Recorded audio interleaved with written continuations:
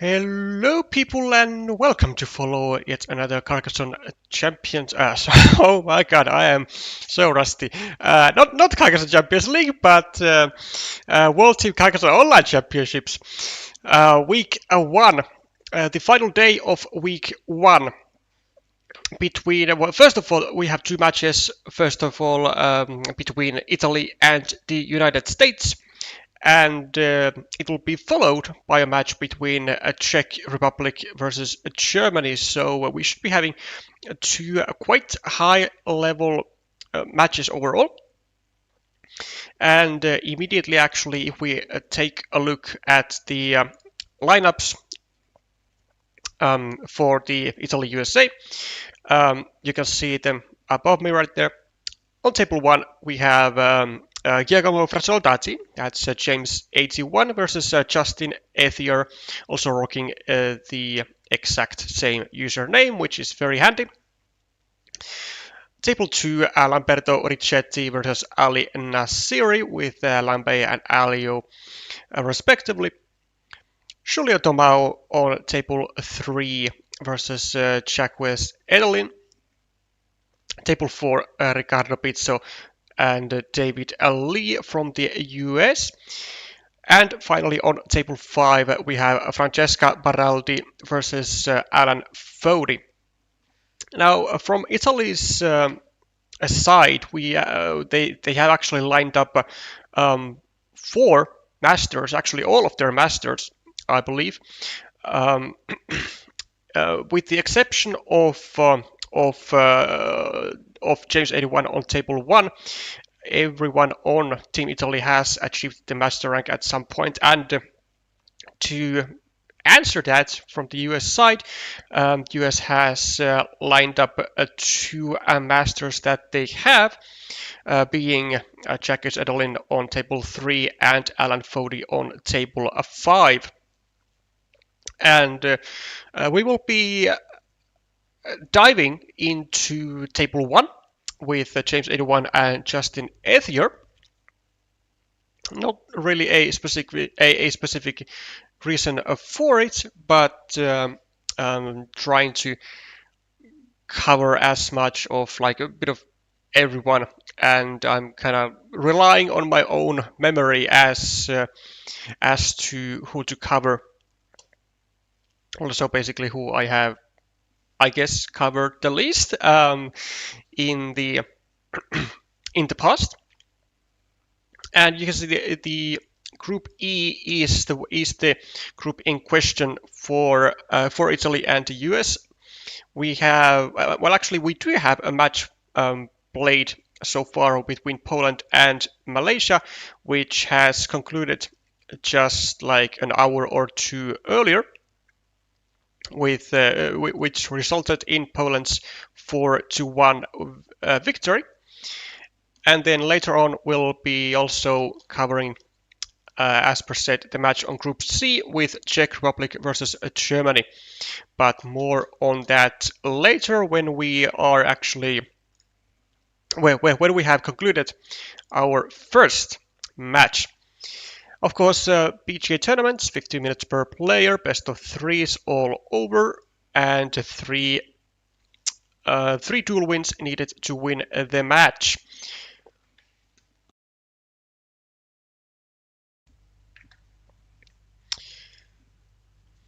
With Justin being the starting player here, being able to take advantage of the city cap and removed that from his opponent, whilst James has only been catching actually nothing but roads, it seems, with a curve, a straight road, and another straight road, and that's it for his hole. And he does get yet another road tile, decides to take the 3 points immediately onto his road, as opposed to going over here, finishing his road on the left hand side, and then later on going here with a curve or with a crossroads to have I would say a bit of a more of a guarantee of his his road actually being successful and finished. But that is really not a worry at all, given the plentiful amount of rodents still in the deck, with triple cities with a road, with, well, even in some cases maybe road monasteries going for a farmer, or just a good solid crossroad. Meanwhile, Justin has been able to finish his second city, getting 6 points. Also has started another road going to the south with 4 points, and James also getting to the scoreboard now, and to even out the scoreboard with an 8-point city, starting a new city, and actually having a decent situation. And we probably are going to be seeing some sort of a field over on this general area, unless the squares in the center do get blocked, and it is exactly actually what James goes for. So doesn't really want to be seeing a huge monastery cluster with road monastery and a regular monastery, but simply trying to cause some issues for the monastery of Justin, who cannot defend as of right now, and I do think he will bother defending at some point, maybe even just going over here with like a city plus road tile, but for now there is not really all that much useful stuff that he can do, so going over here at the bottom, taking the road back. Also claiming the field is probably a good idea, but if you do claim the field, you would want to place or rotate the crossroad the other way so that you have more green squares to enlarge in the field. However, the field is not even being claimed by Justin, which I think is a bit too conservative. I think it's a very decent field. Like it's straight up 6 points, and like you have the chance now to extend it to 9 points, to 12 points with road tiles, which you might not even necessarily need anywhere else. And also, like if James gets like any road tile here, like any road tile, then what? Any road tile, he will be going over here or over here and claiming that field, and then Justin is gonna attack the field anyways. So like I cannot really comprehend the idea of Justin to go with a farmer like this, because it is much worse than just claiming the 6-point field straight up. Like I get the idea that he wants to protect his monastery a little bit, so taking away a lot of the tiles that would have been able to block the monastery immediately, but he does now need both the starting tile and the road monastery to claim his earlier monastery back, and it is still actually more likely for James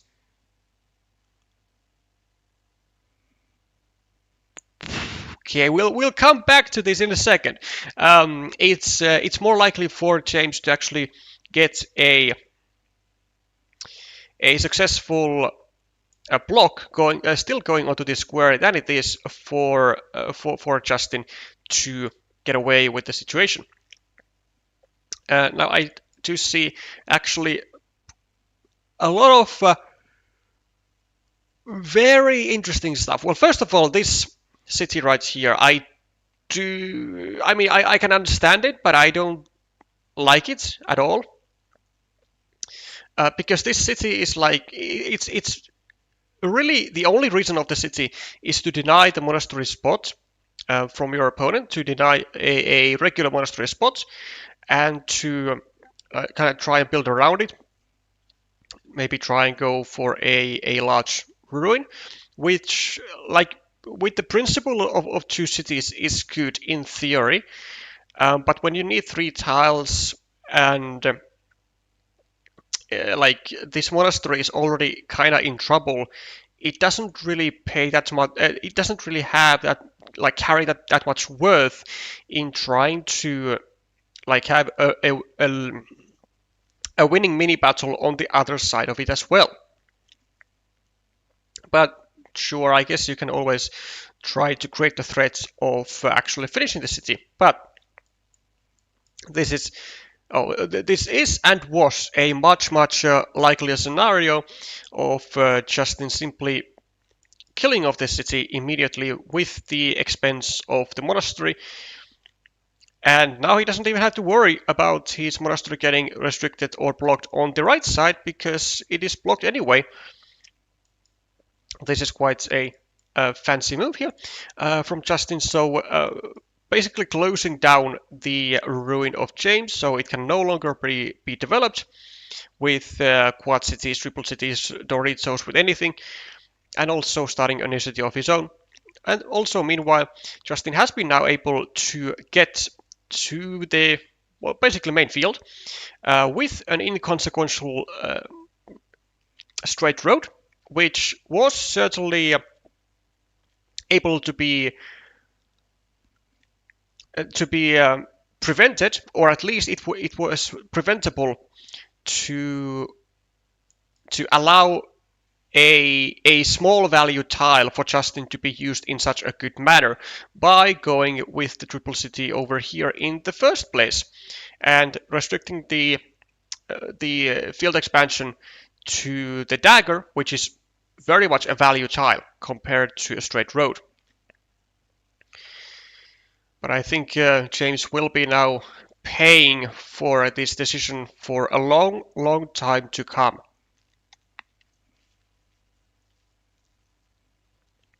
We're also likely going to be seeing, I think this is just a block of a 1-point city meeple and the monastery, but the monastery is in a winning mini battle, so it's totally alright. Justin with 2 meeples and really no good monastery spots.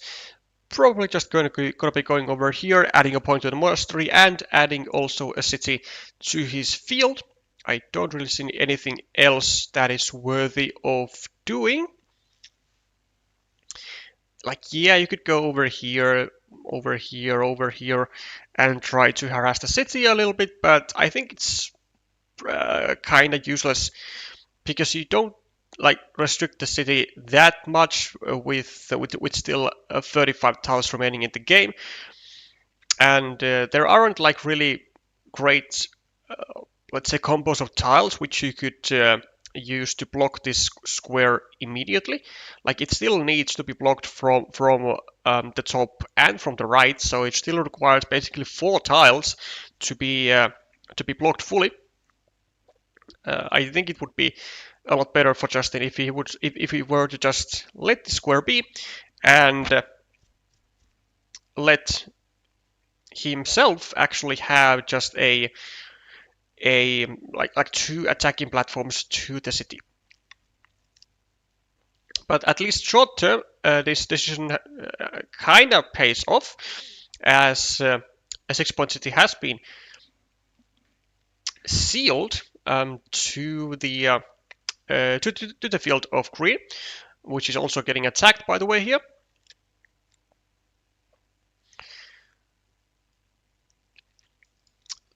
And it also carries a very nice road monastery spot to whichever player is gonna get lucky with it. Now this road monastery spot could actually also be, let's say, made less valuable by pre-blocking the square, well, the only square that the monastery needs for its completion. Not that it's like particularly important at the moment, because also the monastery can be just claimed by 3 points, so even the monastery points are not necessary for either player to take.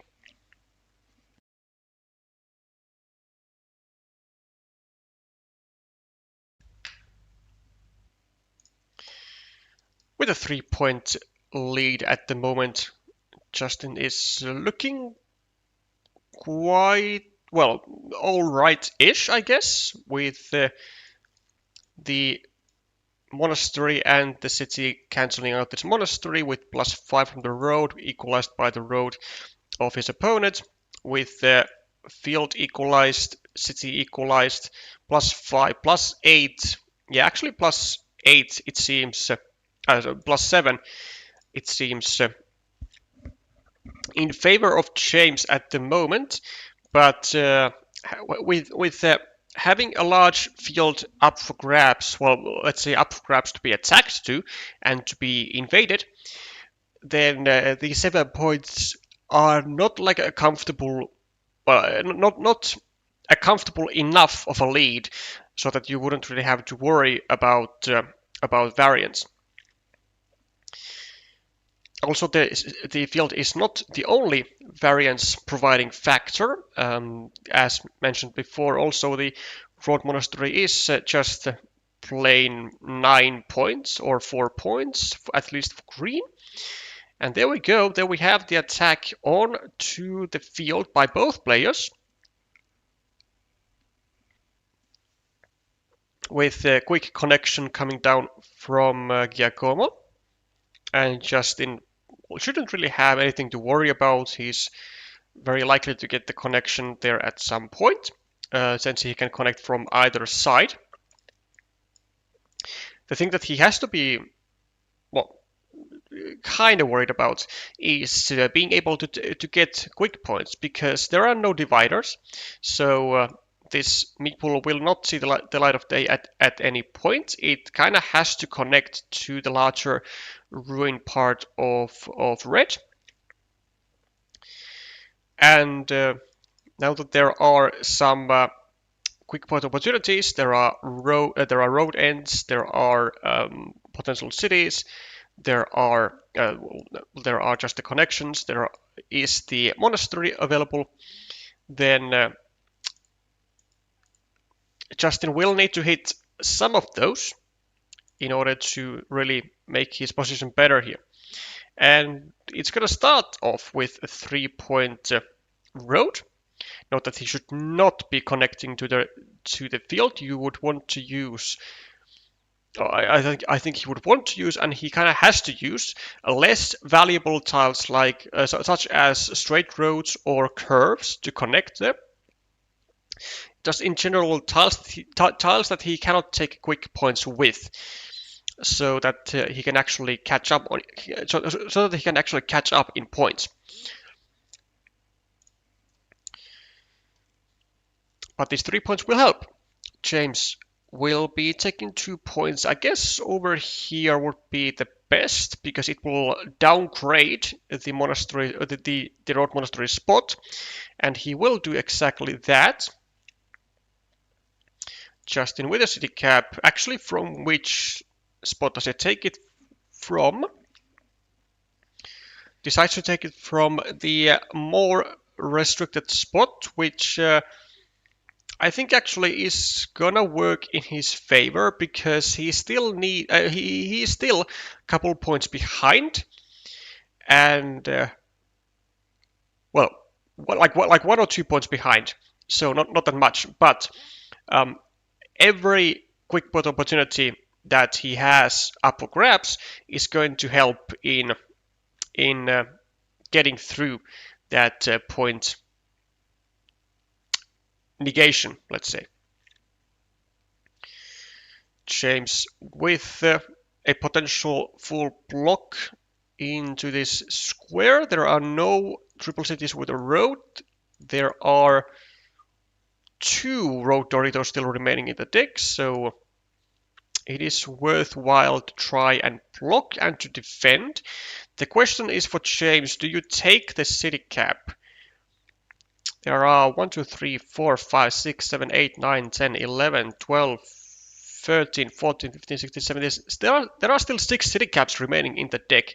I think it would be in order to do this, even though there are still some nasty tiles that can hit.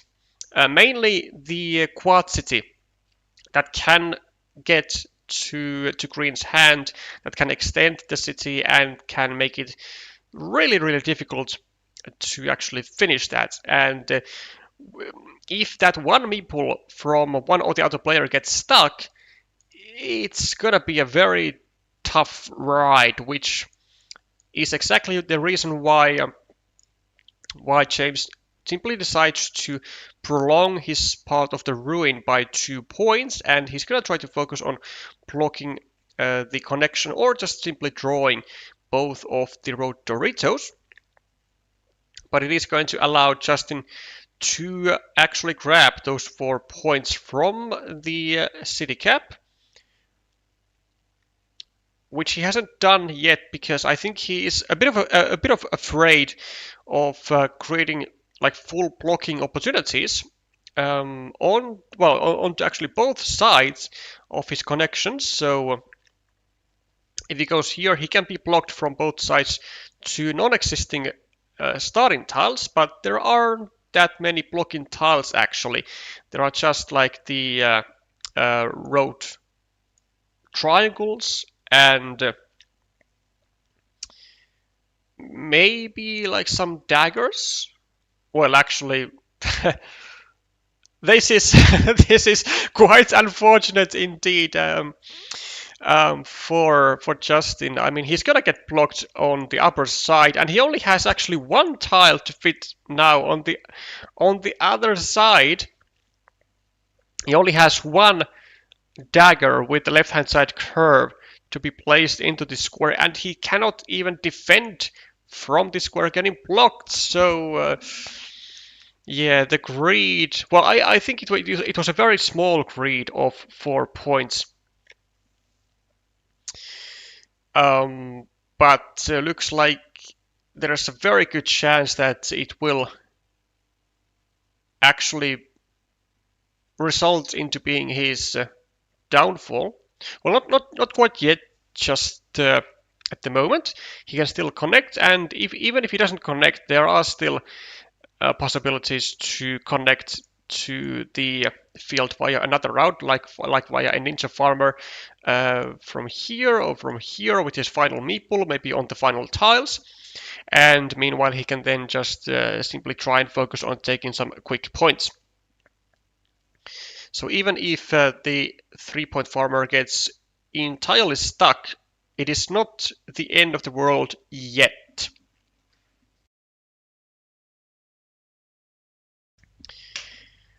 And the ninja farmers are exactly what Giacomo is taking away. Very nice find actually, and Justin doesn't have any other move but just going over here. The question is, how much does he want to bank on it? Because if he does he want to bank on it so much that he even drops his final meeple there? Seemingly not. Even though it wasn't like out of the question. With plus 15 on the scoreboard, 8 and 8 for this, 1 and 1 for this. Sorry, 1, 4, minus 1, so plus 14, plus 9, plus 4.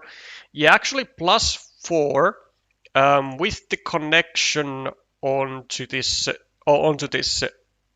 field. So it's not the worst. 1, 2, 3, 4, 5, 6, 7, 8. Like in theory, you could go over here and drop a farmer as well, but I don't think it's what Justin should do. Because when you are ahead, I think you should just try and have faith on. Well, yeah, he's not ahead just yet, but he's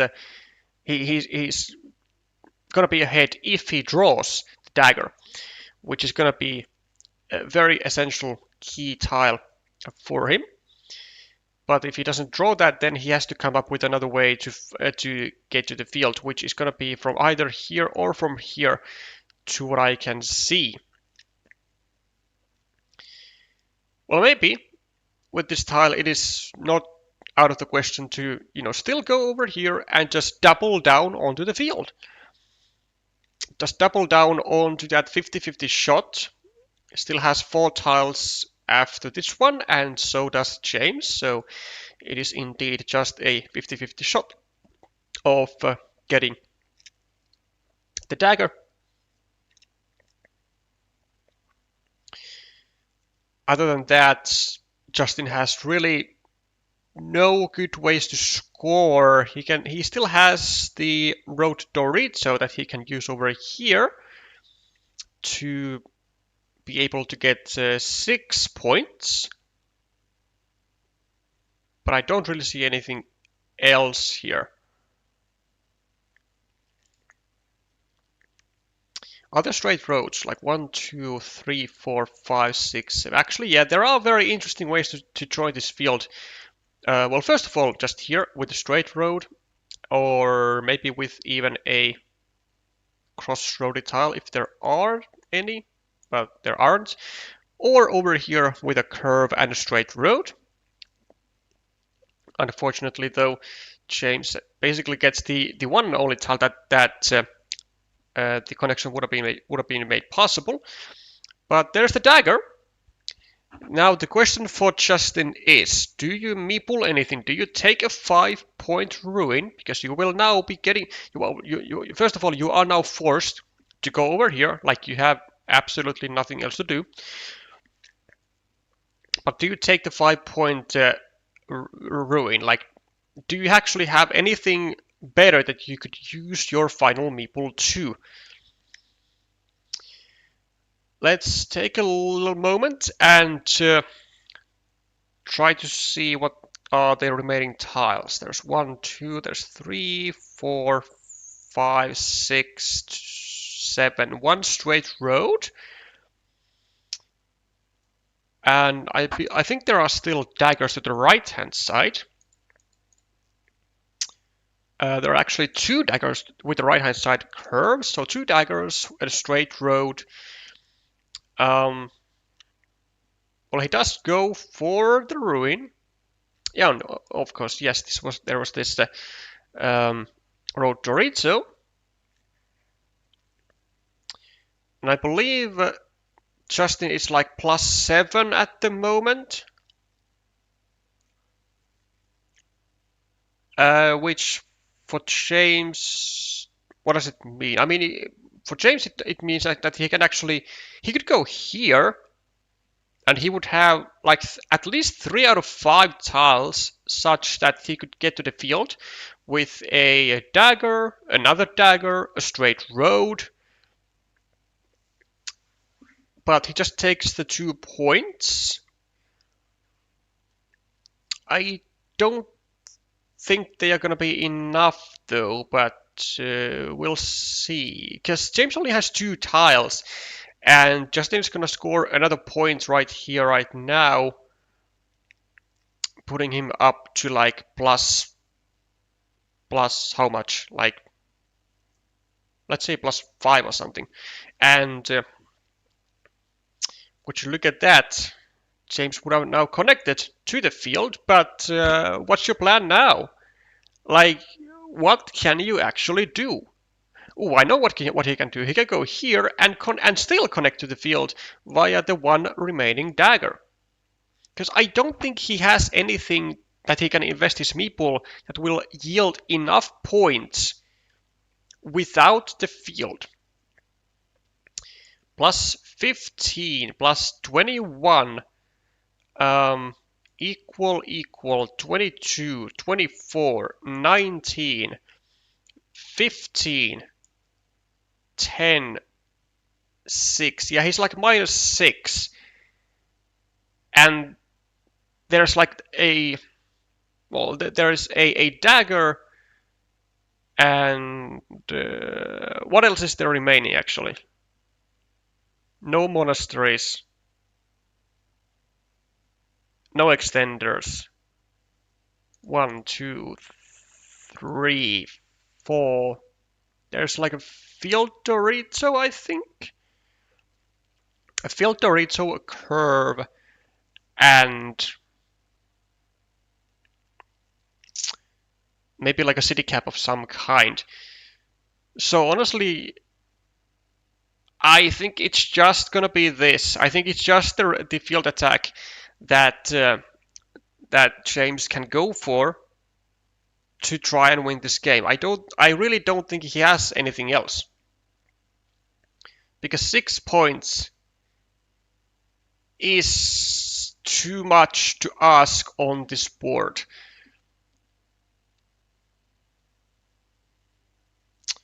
Because he would have to get a field Dorito in order for Justin to not get any extra points.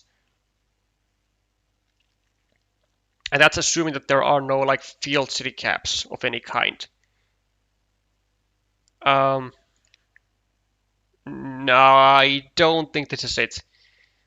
Even though Justin did get the dagger anyways, which I think will just seal the game like entirely, I don't think this ever wins. Also, I think it would have been better for James to actually just meeple this road if he is to go here, because now he is losing value on the 2 points that he could get to the ruin, because he would be getting like 3 plus 2 instead of 4 points. And yeah, it was indeed a field city cap that Justin had available. So yeah, it's a bit of an unfortunate decision that James took, because he just didn't have anything else but going to the field with actually the road Dorito, which gave him the best shot at getting there, with still 2 daggers to go over here and the straight road, and there was like no way that Justin could have blocked both connections on the same move. So yeah, I think it's a huge miss from James, and as a result, he is going to lose by 3 points. As you can see, like nothing was going to be enough for James here, unless he goes to the field. That's all lessons for later. That's 1-0 for USA on table 1. And for other results, which you can see on the scoreboard, we have a win for Italy on table 3, with Giulio Tomao winning against the Jacques Sedolin. And then other than that, we have 0-1s all over the board. USA winning on tables 2 and 4, and Italy. USA winning on tables 1, 2, and 4, and Italy on table 5.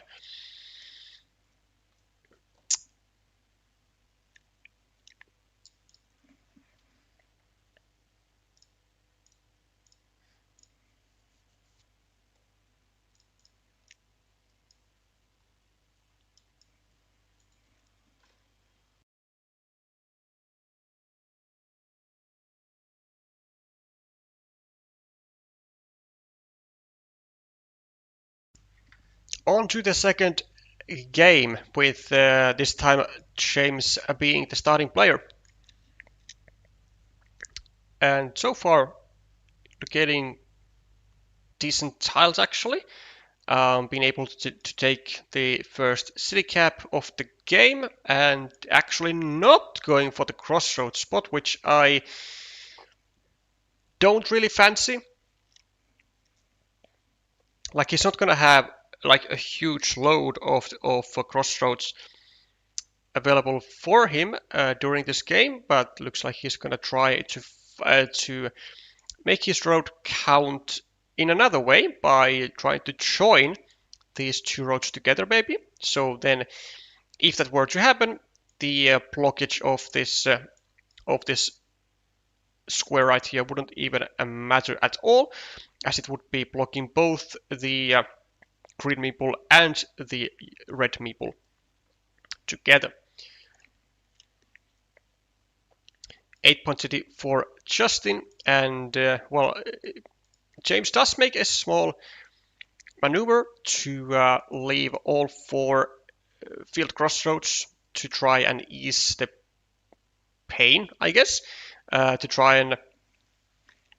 and soften the potential crossroad coming over here and a potential restriction over here. Also finds the first monastery of the game to a 3-point spot, which is not particularly lucrative at all, but it's still easy to develop around that square. James with a dagger, the second dagger with a left-hand side curve, and decides to do something somewhat not that great, if you ask me, because his city is now under threat of getting blocked. Well, not blocked, but getting restricted to the one and only remaining dagger with the left-hand side curve. And if that were to happen, then I guess the worst of all could be that Justin gets that dagger, goes over here, and progresses the road, but is going to leave the city at only mere 3 or 4 points. Takes care of the situation, and honestly probably is gonna go over here even to guarantee that there is no chance for Justin to attack the city and to progress the road. But no, even me pulls the 2-point road, which I do not think is necessary at all. And neither is this from Justin. I do not think this is a good move. Well, it's an okay move, because of course it restricts the city and the road at the same time to the one and only dagger with the left-hand side curve. But I think it would have been much better for Justin to simply direct the city going to the right, meeple it with still 3 road Doritos to fit into this square. Then he could actually get away with the road in like 7 out of 8 games, and also equalize the city as well. Whereas now there is a threat of James actually getting his hands onto that dagger and not only finishing the 10-point city, but also meepling a 9-point field on top of that. So the variance is being created, and it is really not in favor of Justin when the variance is really only benefiting James, because the difference of finishing a 10-point city and basically getting 6 extra points for the city versus 2 extra points for the road is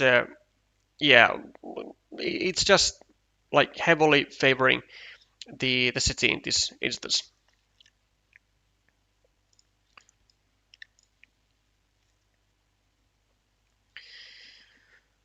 Justin also seemingly having his eyes kind of locked onto a shielded piece. Which I don't think is particularly great either. I have to say, because again, because of the lack of all but one left-hand sided dagger, this city can be restricted into the said dagger with now 4 field Doritos, or with any of the 3 cows in the deck. Whereas he could have just gone over here, finish your city, start a new one, either to the left or to the right. Doesn't really matter. But I think this is just like some extra variance, some extra provisions of nasty stuff that your opponent could do to you. It's also going to make this field even more enticing, which puts even more variance to the dagger.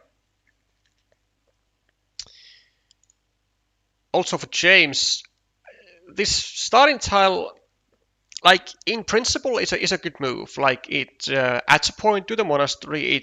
It indirectly prolongs the road, and it gets a new city going. So it does achieve many things at the same time. However, this triple city that Justin has placed here, um, like quite a while ago, is potentially causing like huge amounts of problems because this monastery can be restricted again to the same left-hand sided dagger, and if the monastery gets restricted, it is also possible to restrict the road to the same dagger. So that would be a terrible news for Giacomo.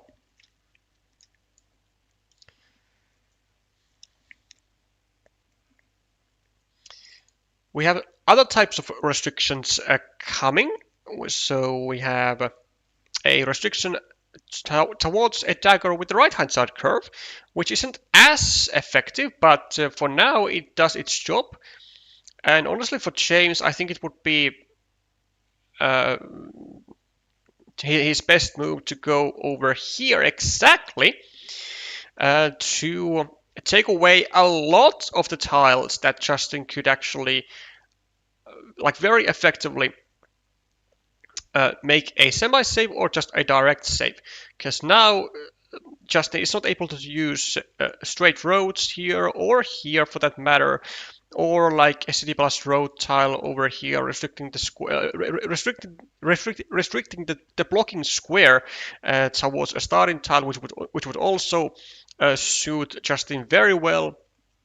Now the odds of getting the full block onto this square are much better for James than they were just a moment ago.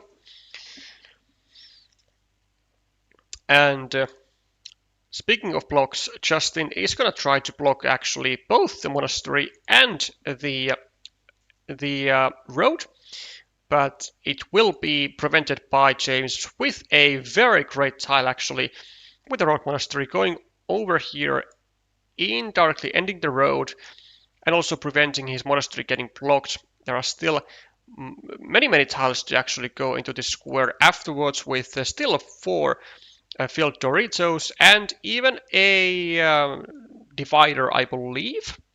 So 5 tiles to go here afterwards.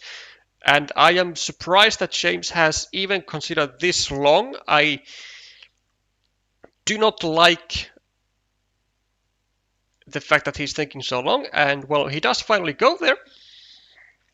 Makes the sensible solution, I think. I mean, maybe he was just debating on whether he should even meeple the monastery, but I think it would be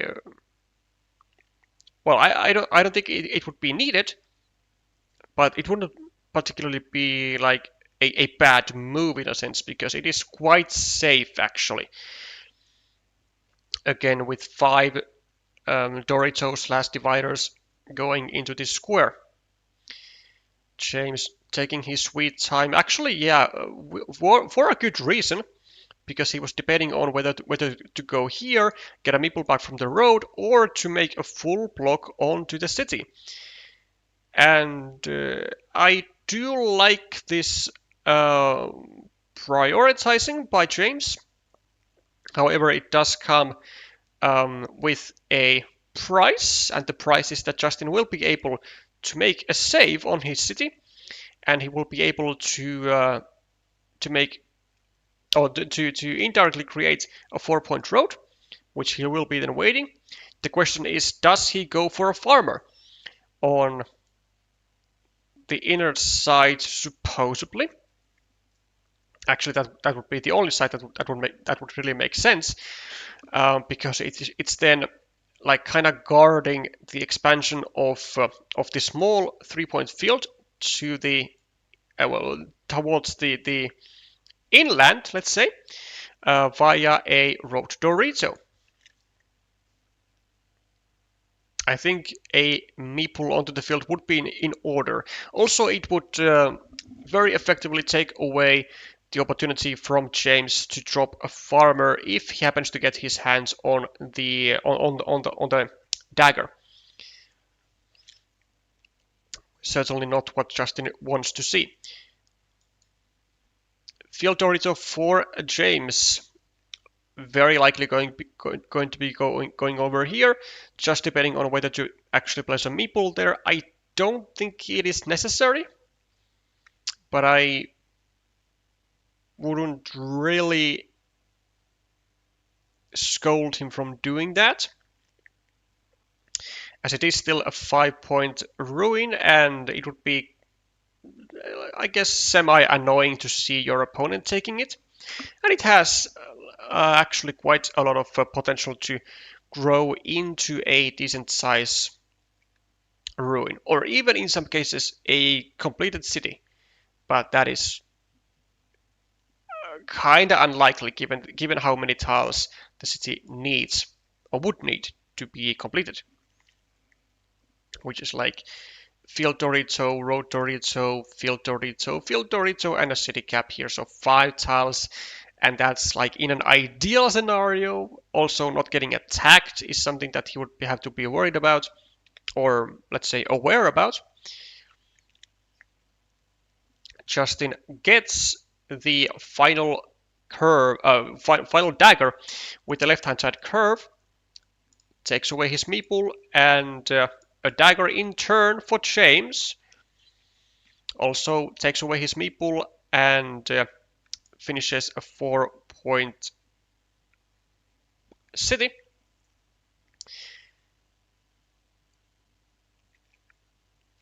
And yeah, now actually only 1 tile to go into this square for Justin. Only 1 dagger to go, which would be worth a lot of points actually. 5 for the city, 3 for this city for the field, 3 for this city for the field, so 11 plus the road, so 15-point move, which would do wonders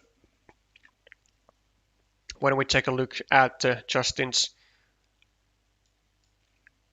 point situation at the moment.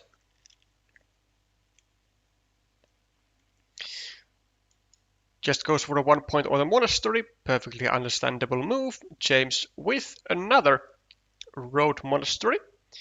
With 2 meeples in hand, he might even meeple this, but I would be kind of hesitant to do that, because you might need those extra meeples for a field fight. There are these 2 points that you could take. Also, you could go maybe for this, and go onto the field just as an insurance farmer. This is totally fine. So expanding the field from 3 points to 6 points and getting a 5-point monastery, an 8-point move can't really be too unhappy about that. Welcome, Lambe. I see you have done well on your own duel. Congrats for that. And as it turns out, Italy is actually having already a 3-0 duel lead. So Italy has already won this match, but now they are fighting for the extra tiebreaker spots, or tiebreaker numbers, I guess. As a 5-0 win would certainly be even more welcome than a 3-2 win. James with the final dagger of the game, and that is also going to seal the fate of this city. It will never be completed. It will remain at 3 points, and the fate of this farmer of green also looks very small. The fate looks very small, as it has 3 points. It has no possibility to develop upwards with a curve, or with a dagger of a right-hand side curve, or with a dagger of the left-hand side curve, because there are none in the deck.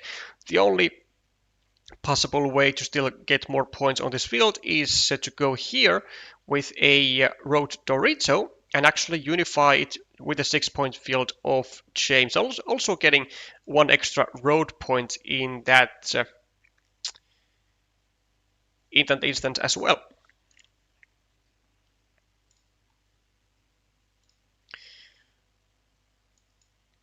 We have an interesting stuff from Justin happening. I don't know what this is all about.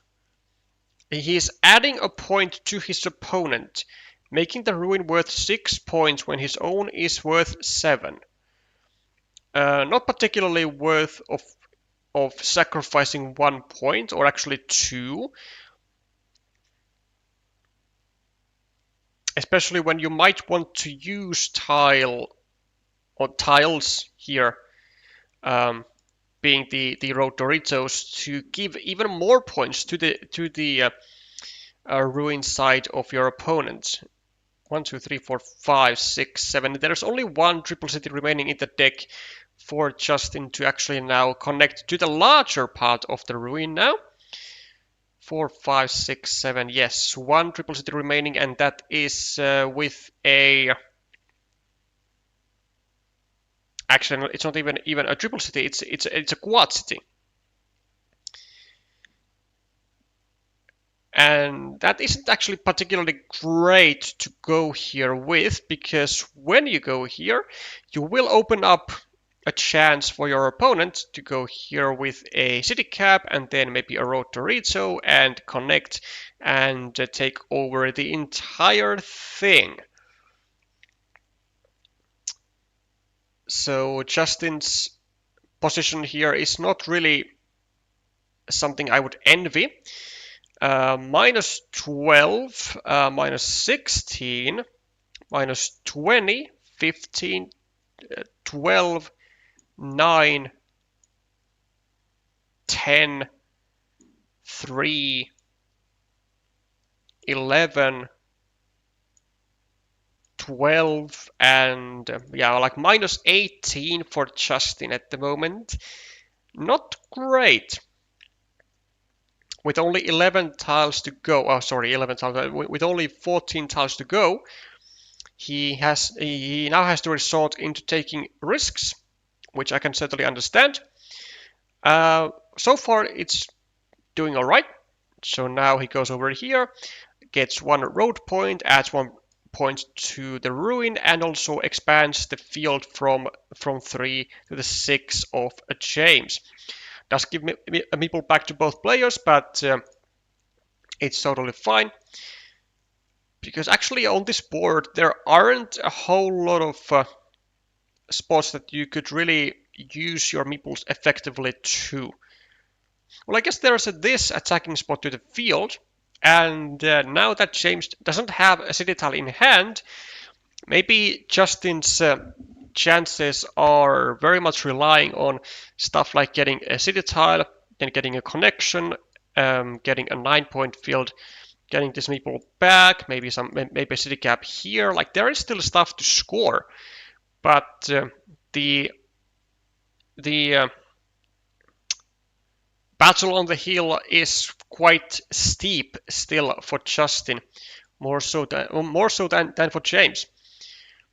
And now, good question for Justin. Do you go here immediately, take back your meeple, or do you go here and drop a ninja farmer, then connect that to the field, and at the same time try and take back your meeple from the road? It would be like from efficiency standpoint, it would be very efficient, because then you only invest 2 tiles to get a meeple back and to get a meeple back and to get a meeple to the field. Whereas if you now take a meeple back here, then you have to use 2 other tiles, so 3 tiles in total, over here and over here, to get to the field and having gotten your meeple back. Also 1 less road point. And efficiency at this point for Justin is absolutely everything. The question is, how many Kirby tiles are there? And 1, 2, 3, 4, 5, 6, 7, 8, 9, 10, 11, 12, 13, 14, 15, 16, 17, 18. Only 2 curvy tiles were remaining. But he would have gotten that. So now what do?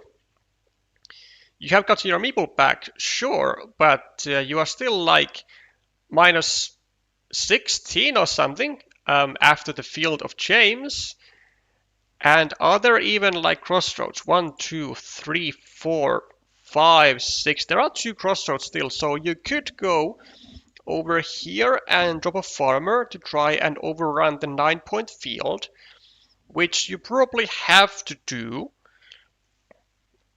Now the only now the rather large problem there is that you have to use a quick point tile to connect to the field. This is why the efficiency would have been the way to go when you are like this far behind and when there aren't actually that many big features on the board. Efficiency, efficiency, efficiency.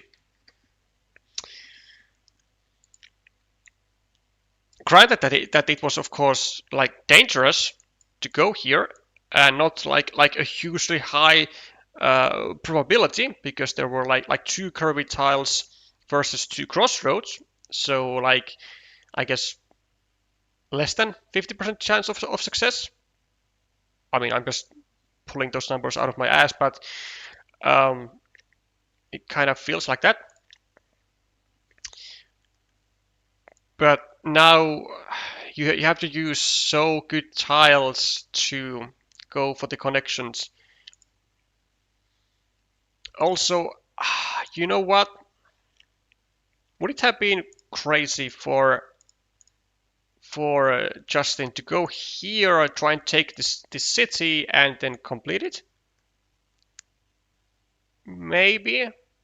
It might have been actually blockable with any tile in the game. Actually, it would not have been blockable with any tile, because there was exactly like this sequence of Justin getting Dorito, goes over here, meeples the city, then James gets this vanilla, actually cannot make a full block, can only make a partial restriction, because there was still a divider remaining.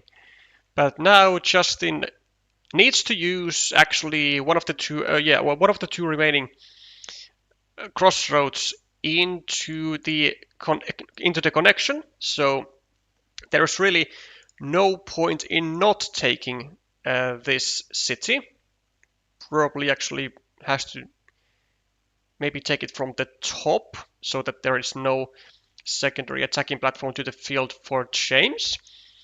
1, 2, 3, 4, 5, 6. Yeah, 2 crossroads in the deck. One with a city and one with a field, I think. Looks like that way. So 2 crossroads and then something else still in the deck. 1, 2, 3, 4, 5. No Doritos of any kind, I think. 1, 2, 3. Oh yeah, 4, 5. Yeah, no Doritos, no triple cities. 1, 2, 3. Okay, well there is the city, but at least with this tile there is no need to worry about the connection of James because there aren't enough connection tiles. But what James can do, which wouldn't make any sense, but he can do, is go over here and meeple the 2-point road so that if Justin gets the crossroad, he will be forced to give a meeple back to James. But I mean, like, why would you do that when you can just take 3 points here or 3 points like this or whatever? It wouldn't make any sense, but it would be fancy. I don't think James needs to worry about this city at all. Even if there is a city cap, like, it's not going to be enough to win, is it? 1, 2, 3, 4, 5, 6, 7, 8, 9, 10 would be 10 points compared to 9, actually 12 of this crossroad. And I do definitely think that Justin is not depending on either of the tiles, but just maybe one, if that. It might not even be enough for Justin to get the crossroad, even though he has like done well in getting some points on the board with his one meeple. And even one more city cap, he does get the 10-pointer, and he does get the city. So, well, he actually made almost the max amount of points that he could have without the crossroad. Probably would have been even more efficient had he gone over on the right with the Dorito to claim the city, then finish it immediately, and maybe be able to then take a field or something with his with a city cap or something. I don't know, but yeah, I mean, kind of have to give some respect for Justin for all those points that he was able to get in the end. And it's actually not gonna, yeah, it's not gonna leave him too much behind.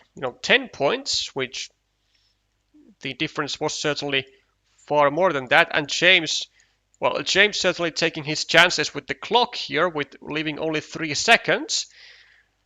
So there's that, and that was probably why he didn't go for a block. But actually, it wouldn't have mattered, because if he goes for a block, he loses out on the 3 points, and he got like 3 plus 6, so 9 versus 10. I don't think it like really even matters. He was gonna end up with net negative points anyway. Well, actually, was he? No, that's bullshit. He was gonna end up with net negative points in every scenario almost, except if he goes here, blocks the city from the tube divider, and gets the crossroad. But that is 1 and 1. Hello, Vika. And it does seem like we have indeed picked the table that takes the longest, which is, I guess, kinda good-ish. I don't know. We also have a decider on table 4 between Riccardo Pizzo and David Lee. Also, you could say that it's for the fame and glory.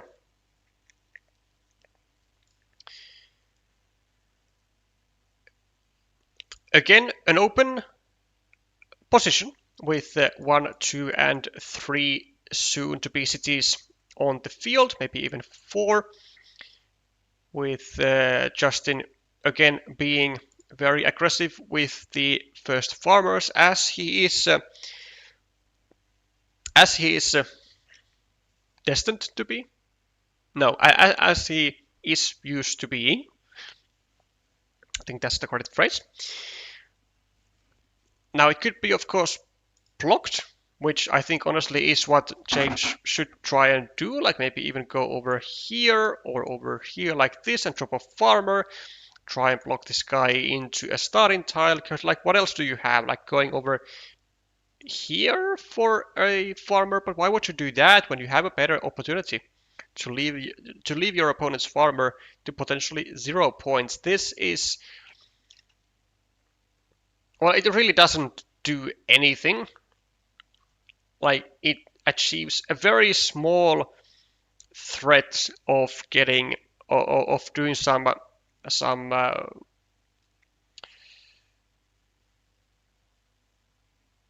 endangerment to the green city, of doing some restriction to the green city. And well, now it actually starts to be a bit more potent, with a third of the total of 4 starting tiles out of the game.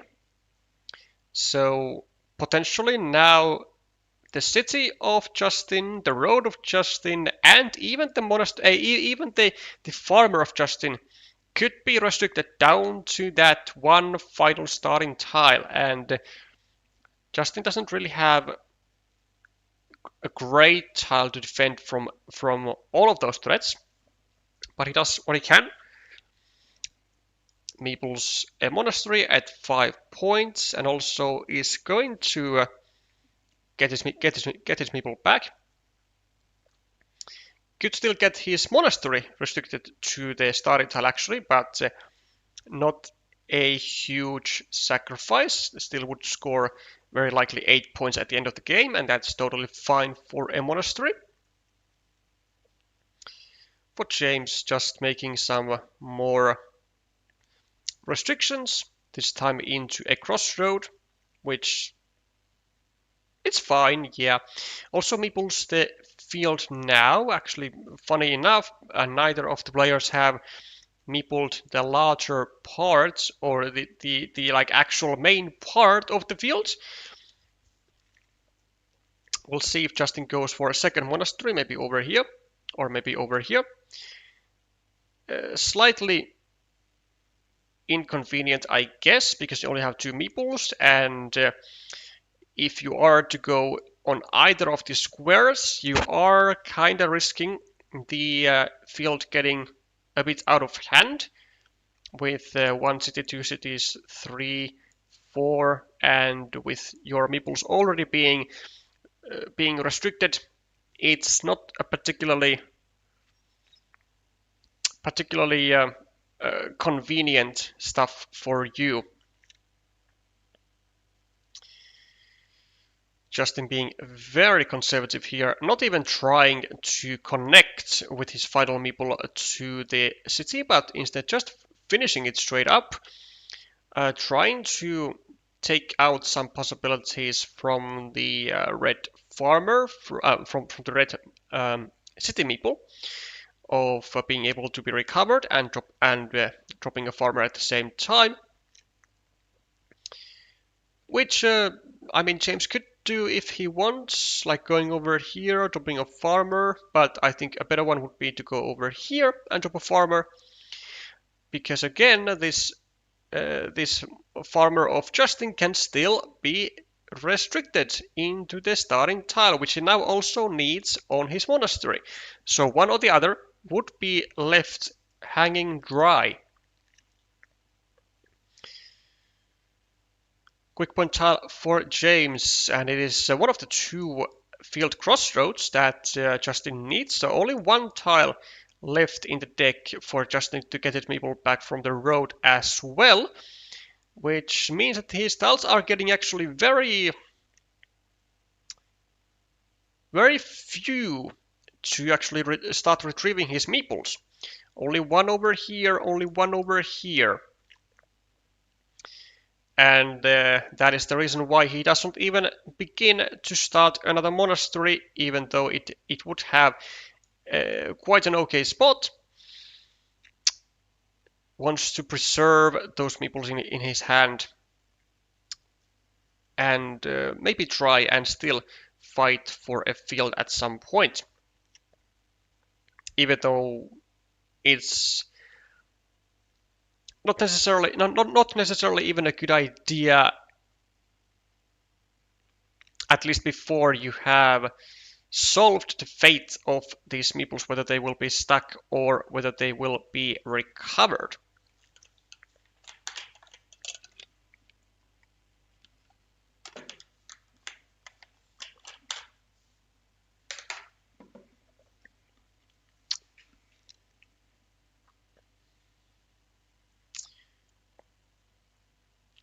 Interesting orientation by James,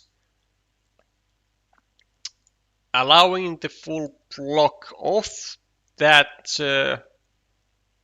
farmer never to be getting into the main part of the field.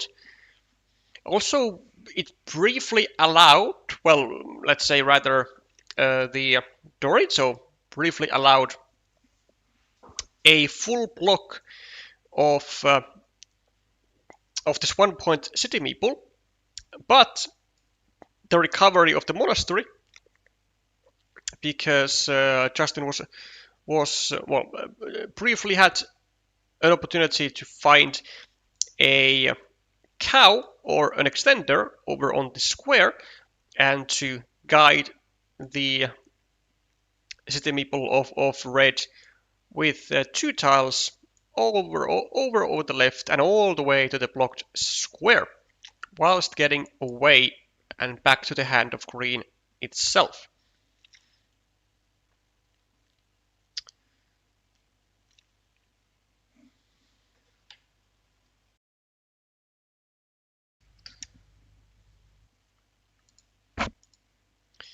A new city for James, and Justin would certainly want to use a shielded tile to his structure, but it is not really an option.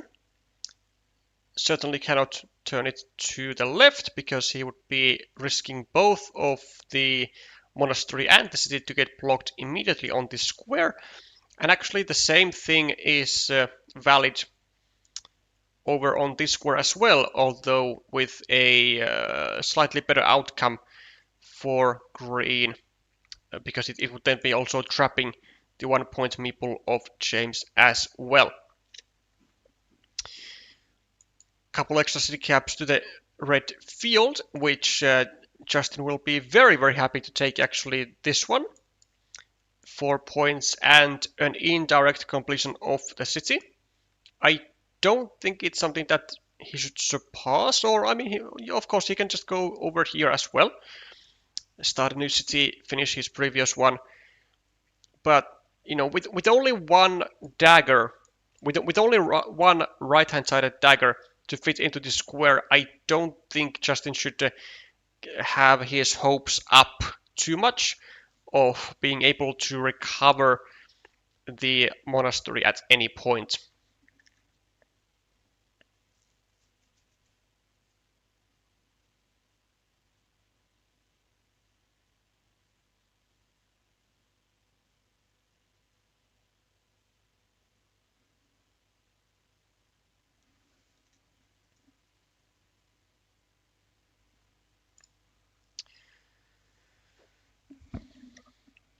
Three road points and the extension of the city for red.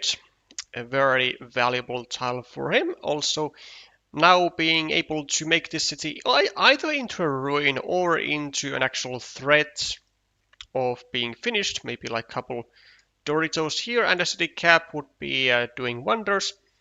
But also just a quad city is able to be placed over here, although it is not entirely certain whether it would be the case if James were to get his hands on that. 2 points for Justin. And actually improving his chances at blocking this square, because now it cannot be salvaged with straight roads or curves for that matter. James, in the meanwhile, blocking the monastery of green, and oh boy, is this bad news for Justin. Well, this is actually pretty much the worst news that he could have gotten, because not only is his monastery blocked, the dagger comes, it saves the city of James, also enables a second farmer to be placed to now a 12-point field, and with a small investment of like a regular daggers or of like a curve or something, would be strengthening that field to 2 meeples, has the meeple maturity, a very much long-term meeple maturity, and the field is still able to be expanded with the final starting tile, even by 6 further points, and even more city caps are up at the top. This is absolutely tragic, I have to say, from Justin's perspective. Despite him having the nice points at the moment from the monasteries of 15 and still potentially able to, actually not able to get the road meeple back because both of the field crossroads were drawn by James. Yeah, this is very, very, very bad news for Justin. Now he's going to try to fight for the fields, which is certainly understandable, but for James, honestly, wouldn't be surprised if James were to go over here and drop a farmer, then connect with a straight road here, connect over here, and control an 18-point field with a 2-on-1 majority. This, I think, is a very, very mediocre move, unfortunately so, because its intention is to try and prevent a James. Its intention is to try and prevent Justin from connecting to the 12-point field, but I mean, Justin can just connect and make a 12-point field of his own by going here with a straight road. Now it does carry a bit of an additional risk because, as said, the starting tile is still in the deck, and it could go onto the square, and it could just allow the unification of every single field over here, resulting into a 3-on-2 majority for James, with still more meeples actually in use in hand than his opponent. Am I streaming also Czechia versus Germany? Yes, I am. I will be covering as much as I can, and right now we are kind of like exactly on schedule because the Czechia Germany is starting in like 15 minutes, and it's roughly the time that these 20 tiles are going to take for this final game, provided that table 4 with the Polo Verde versus DKL 116 doesn't take longer than this. But yes, I am streaming Czechia Germany as well. 4-point road for James, which I don't like it at all. There aren't a lot of road ends at all in the deck. Like, there are 2 road ends. There is one. There's exactly 1 crossroad remaining, and the road monastery. Nothing else. This isn't really a good move, but at least James is going to get something. He's going to be able to get his second meeple in, which he should have done. Well, he should have done by now. Like, he doesn't have anything better to do.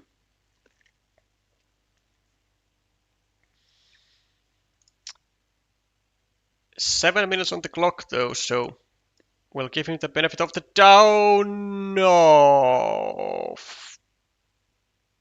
This is useless, man. Well, not entirely useless, but like almost useless. Like, first of all, this empty curve is the prime tile that red would be wanting, that red should want to use over here to connect the second meeple to the field. Like, there is like nothing better for him to use here. And also, he's like kind of foregoing that connection for now in order to allow still the starting tile to be drawn over onto this 5-point road and still try and get an entire unification of all the fields. Well, the starting tile is drawn, and it's now going to potentially allow Justin to get his one meeple back. Although 1, 2, 3, 4, 5, 6, 7. There's only 1 straight road in the deck, so still requiring a 50-50 shot. But James really should just take away his meeple here. Like, this is the penultimate road end that he has, or that there is in the entire game left. There is nothing else but just the city crossroad. And for that, there is just other uses, like just taking 2 points here, for example, or advancing the city, or something like that. Yeah, James is kind of he seems to be making this harder than it has to be, and more dangerous than it has to be, because now he has to find another tile to connect to the main part of the field. Red might be hoping for green to connect him to the field with the crossroad. No, but it's not possible, because all the field crossroads are gone. There's 1, there's 2, there's 3, and there's 4. Like, this meeple is stuck. It will be fully red and red only, as a responsibility to get the second meeple in.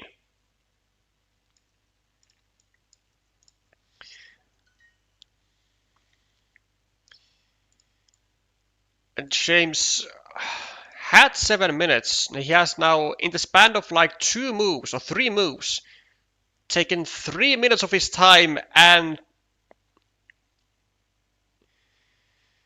he does not take the meeple back. Instead, he merely advances his southern field by 3 points. So basically what he sees is these 2 extra points better than having a third meeple in his hand, and it's just not better.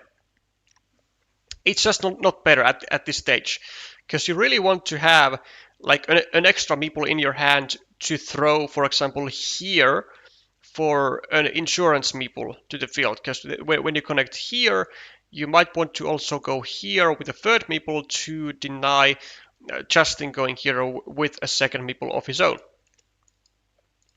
This is, I have to say, it just isn't a good move by James. It isn't achieving enough.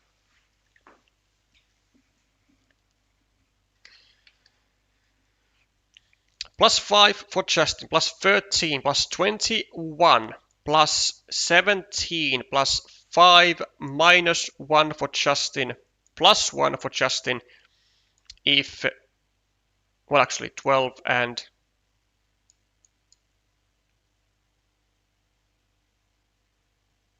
-5 for Justin, with this field being equal and red getting only 6 points for the southern field.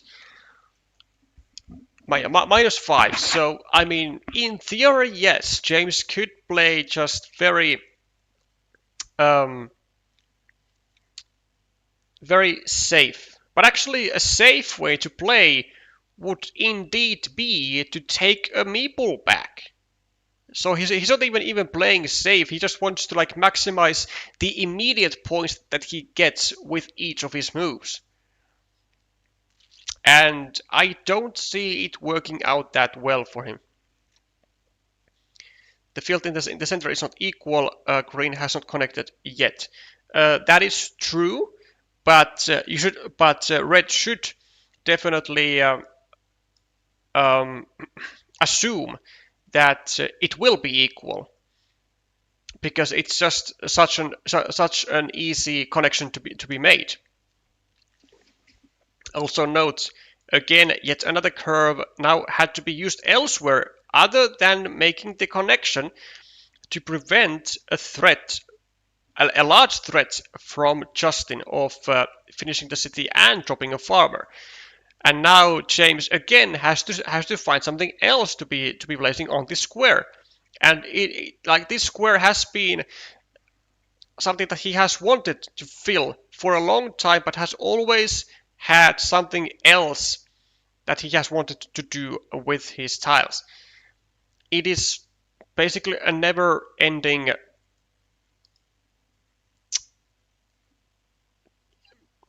trouble, issue, problem.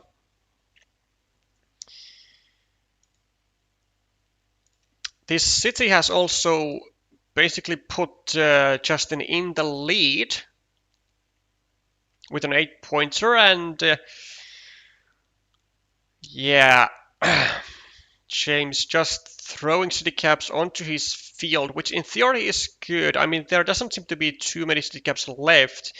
1, 2, 3, 4, 5, 6, 7, 8, 9, 10, 11, 12, 13, 14, 15, 16, 17, 18, 19, 20, 21. There are only 2 city caps left.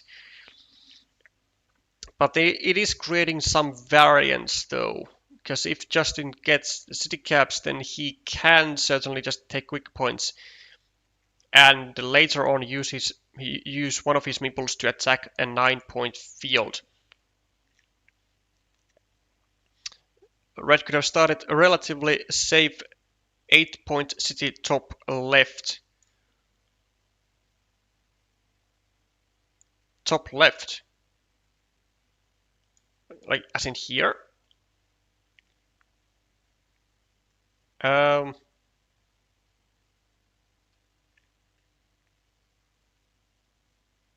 mean, kind of has to mean that. Let's see what city caps are there remaining. There is, well, no vanillas. There is a divider though. There's a divider. And there is something. No, there are no vanillas. I mean, there's 1, there's 2, 3, 4, and 5 vanillas. So there is a splitter. And something. Well, actually, it seems to be that there is a divider and a splitter.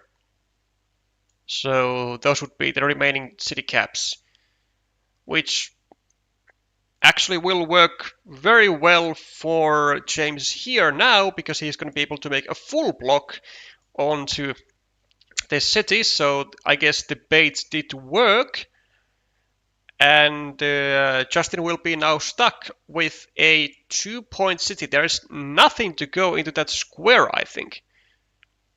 Yeah, there's absolutely nothing to go into this square. There are no city caps, there are no road Doritos, there are no triple cities with a road. So 2 points for the extra meeple, or for this meeple is what Justin was able to get. And I guess he was able to take out the threat of a 7-point move, which was important to be able to do. But these 2 points, measly 2 points, is not gonna be enough for Justin to like actually justify that meeple. Finally connects to the field. Indeed. So the field connection has now been made, and now Justin like has to kind of get this guy in and then also a second meeple in. But it does not look like he is even considering doing that much. Or maybe he's just trying to defend this square, I don't know. But for James, he definitely should not be going over here. For James, it's just about like... actually, like, James could just go over here and not even meeple the city. Because... No, you do not want to be doing this. Because this is like allowing a second meeple for Justin to get to the field. No, this seems like a very much like giving extra chances for Justin, which he didn't even have before. Plus 13, 21, 23, 31, 27, equal, 21, and then 22, 24, 1, 2, 3, 4, 5, 6, 7, 8. It's like dead equal in points, plus 5 for James. Oh, but, well, this does confirm that Justin had just nothing really to do. Couldn't attack the field. Well, presumably couldn't attack the field. 1, 2, 3, 4, 5, 6, 7. Wait, is there a curve? Can there be a curve? 1, 2, 3, 4, 5, 6, 7, 8. Okay, yeah, there is no curve. So assumably there was no chance for Justin to actually attack the field, which I do believe is indeed the case with any tile whatsoever.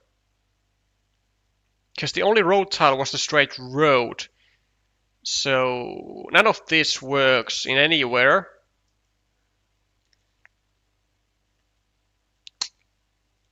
At least after the dupe divider. And there's nothing to attack from here because the only tile to go here with is the straight road.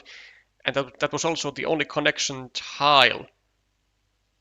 So with that extra meeple of James, it was indeed basically dead equal in points, but just extra meeple, and the 4 points for that are indeed enough to take Italy a full 5-0 win.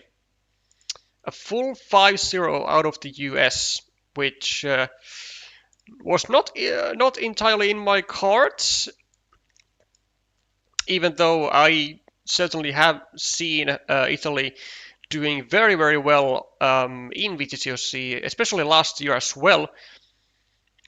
But I would have imagined a bit of a closer match with the US. But 5-0 is the final outcome, with US winning games on table 1, or yeah, winning one game on table 1, 2, and 4. But certainly cannot be, I guess, too happy with the result of today, putting them at 5-0 and 10 and 3 in games. Not particularly great tiebreakers, but as I said, we are right on schedule because Czech Republic Germany is starting actually right now, and for that I need to switch the scoreboards.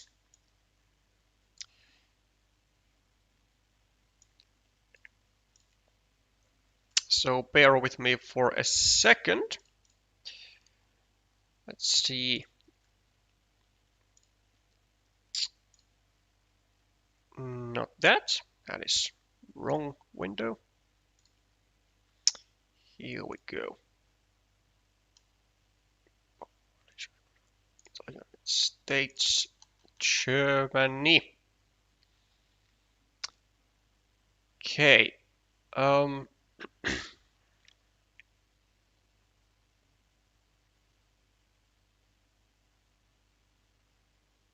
Well, unfortunately,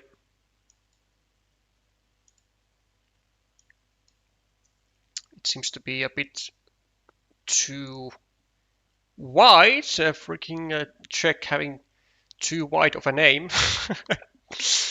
We'll see how this works. So, like so. Yeah. It is kind of problematic.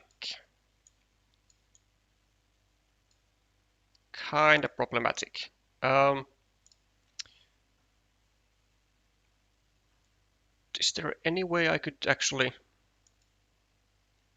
No, not like this. I could do it like this. Well, this is... Maybe this works. Let's see. Might have to crop this out a little more. This is all just for the quality of life stuff for all the viewers. So let's do that, and then I will have to do some more cropping stuff.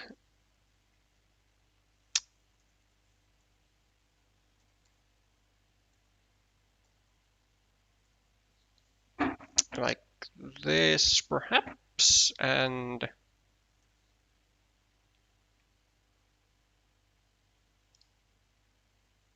okay, how about this? How about it? Okay, we'll go with this.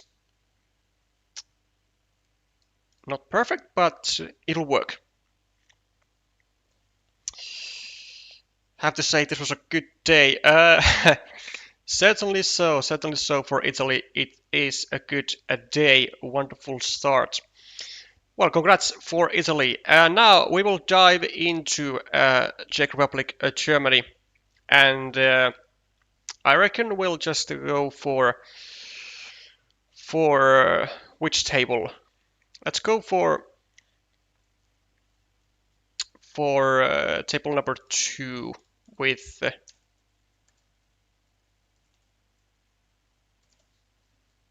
Martin Jelinek and Marie Stahl. And whilst we are taking a look at the early game here, we will do some player introduction stuff. So on table 1, we have Simon Vesely with the screen name Seamaster 1991 up against Volker Herz of Amires 21.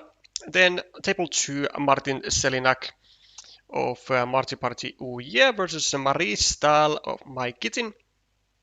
Table 3, Jan Herman versus Matthias Lemacher, which you know more in a common name of Uitse Matse. Table 4, Pavel Hudek, one of the Czechian masters versus Jörg Fischer with the name Karaboudjan. And then finally on table 5 we have Mikhail Bashinka versus Miami. Bashinka, one of the newer ones in the Czechian scene, but he might actually have already reached master rank. I'm not entirely sure, but he's definitely at least like 600, like at the very minimum.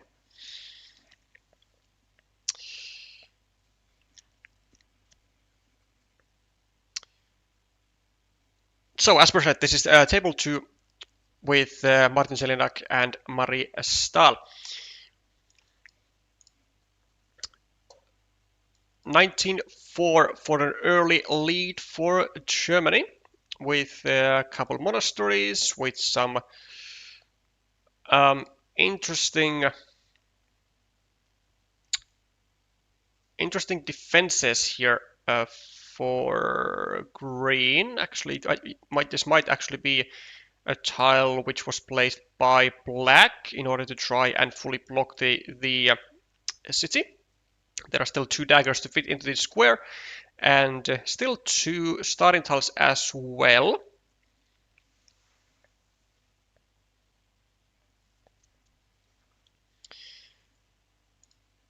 Which doesn't really like add up into a huge chance of getting the city finished, especially when there are still like a million blocking tiles over here, and also this square isn't fully safe.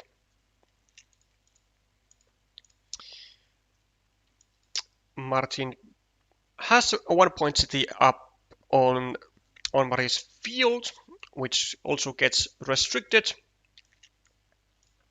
Of course, trying to prevent the most dangerous move in Carcassonne, which is finishing a city and dropping a farmer at the same time. This one I do not really like. I can understand that this curve is only there to advance the monastery of green and not also the monastery of black. But considering that the black monastery is also already restricted into the same dagger which is needed to green's city, which is likely to get blocked, I would actually go ahead and say that this will hurt green in a span of like 10 tiles or so. And my official prediction is that the city will get blocked and the monasteries will get blocked. So that's like 2 meeples for 1 for black gone.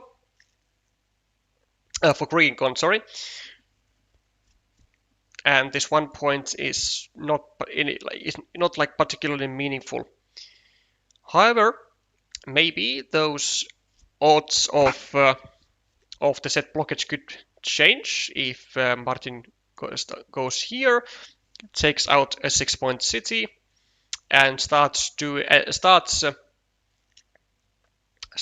some restrictions on the restriction square. Not a bad idea. Hasn't happened yet though, so he's gonna have multiple ideas here. Well, one of them is to go here. One of them is to go here. And one of them, I guess in some cases, could even be to go here. But this one, I think, at least out of those 3 moves, is the weakest of them all.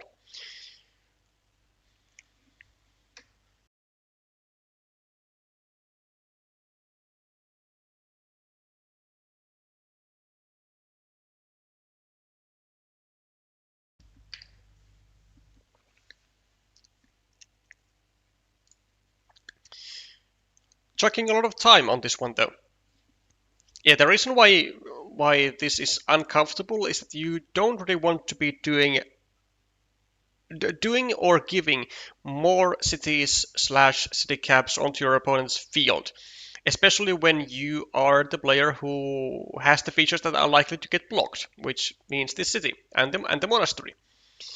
So you are more likely to be to be losing a large field fight because you simply have less meeples to fight the field with. But if you don't go here now, then in just a couple of moves, it is totally possible that you will just get fully blocked onto the square. And then you would have hoped that you would have actually just gone here and take the meeple back at the city cap to your opponent's field, yeah, whatever, but at least you have the meeple back in your hand. Does go there even meeples the city cap, which I can certainly vouch for the greed. Not a bad move. There are also still 2 daggers with in the deck, which are also daggers with the right hand side curve, which are daggers to the other side than is needed over here, and that also speaks sort of volumes, I guess you might want to say, for the versatility of the tiles that green can use. Well, let's say of the versatility of the city caps that green can use and / needs.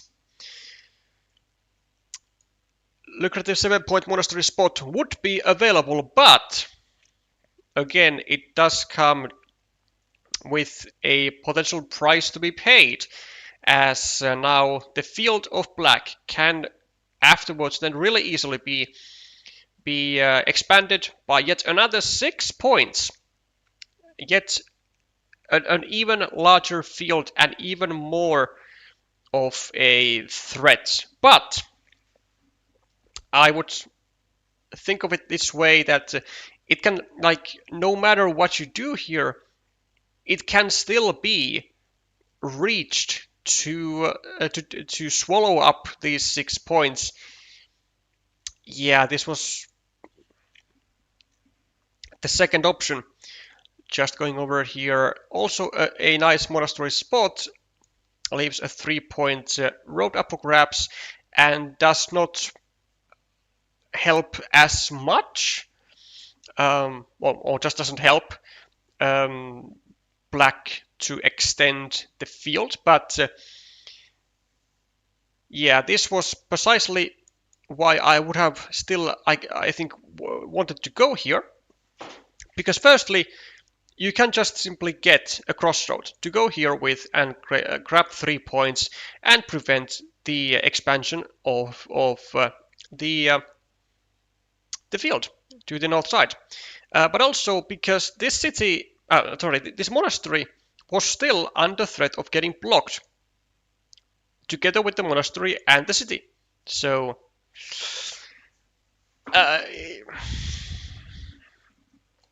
it was like the road monastery was like the best tile to go here with, because it not only stacks the monasteries but also gets rid of the dangerous squares for your existing monastery.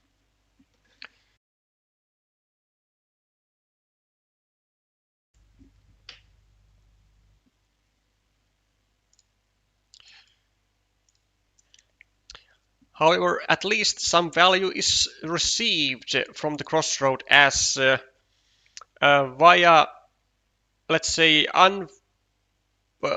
just unlucky circumstances, Maikitin was not able to block this city as of right now, at least, with any crossroad, with any straight road, and the city so far is alive still.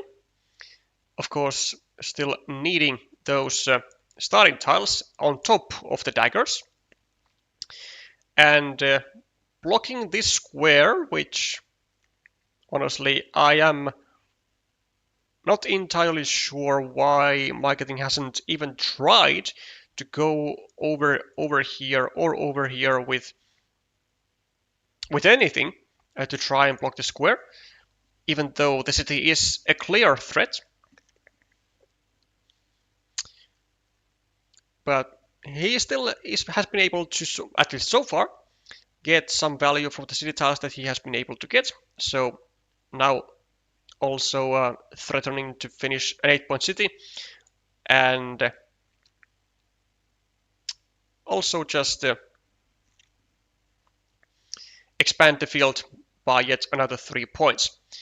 Marty with, well, I guess a small dilemma, whether to take 3 points here, or maybe go here and ensure that the monastery will get back into his hand at some point with a simple curve.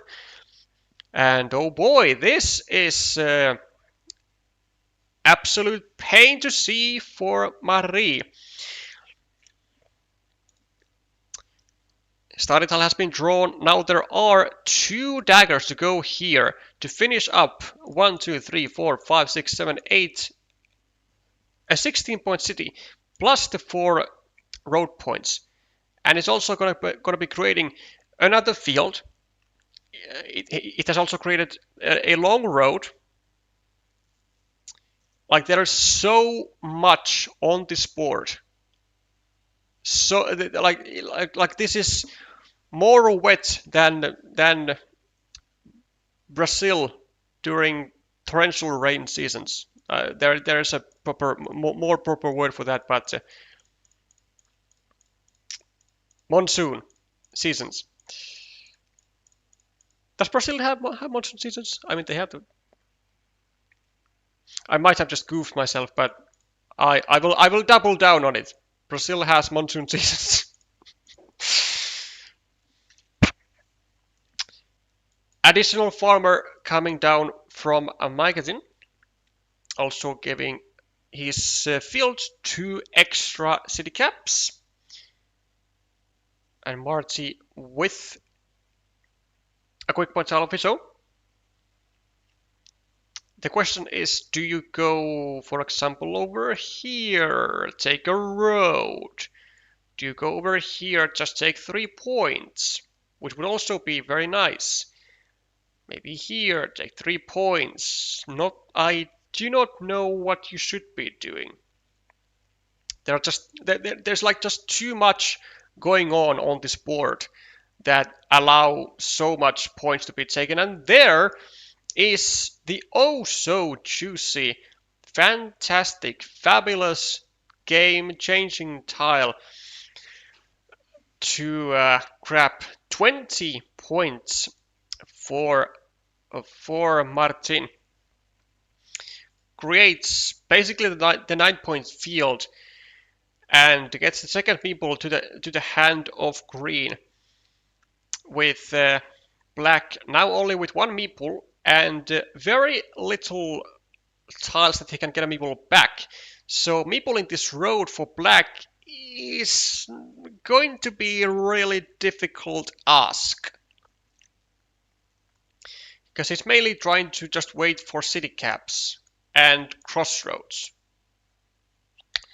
But Martin is sweeping in and taking all the quick point tiles. Next up is probably gonna be this 3-point road, which would also enable, I guess, the smallish protection of against a road monastery going over here and enlarging the field immediately by 6 points and further down the line by 9. That is absolutely god-awful move by black. What the hell? This does everything that green would like to do. It does everything. Like, let's zoom in. It was black tile. It's black's tile. Like, it gives the additional point to the monastery, ensuring that the second meeple, that the meeple coming back from the monastery also now gives back the monastery to green. It disables almost any attempts of growing the main field of black all the way to the north via like a curve and a monastery or something.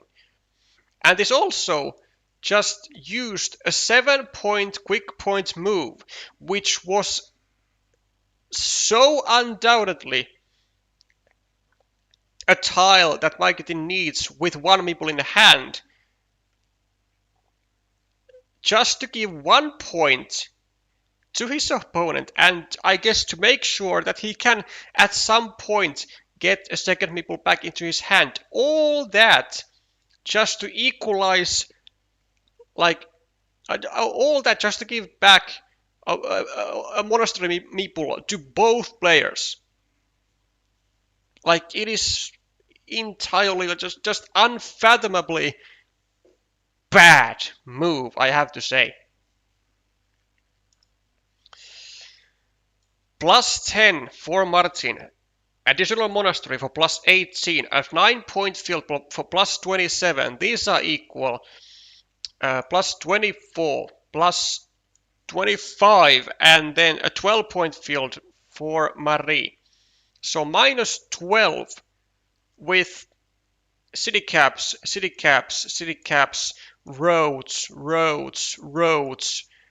with a humongous amount of open stuff on this board.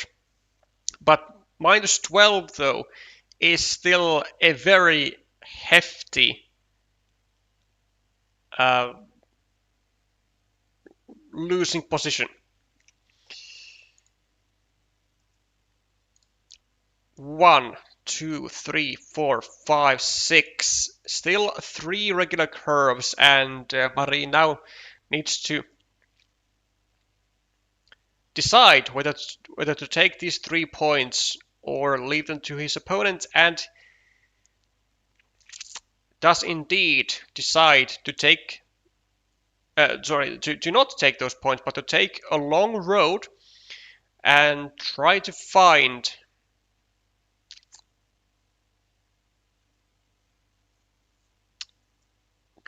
some curves, and more so trying to find the one remaining dagger with the right hand side curve to go here, get 3 on the field, 4 for the city, and 1 2 3 4 5 6 7 extra for the road. Martin, unbothered, does not go for the full block of this road because there were no road Doritos remaining, but still allows the dagger to roam free, to work as a 14-point move. 14 points. Do you understand how much that is?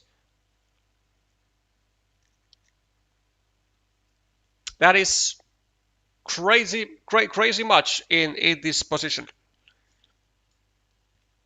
Well, there's an 8-point move for Martin, which will certainly bolster his lead even further, with also most likely most likely more than one tile to fit over here and to get a meeple back. And he even gets the dagger that Marie was waiting for. So not only is the road not going to be continuing, but also there will be no additional city to the field from the city cap.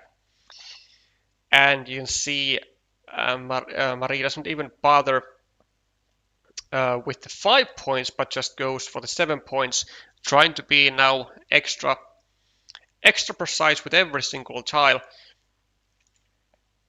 But actually, seeing the next tile that he had in hand, it probably would have been very much in his interest to go here, because he still had the one meeple in hand.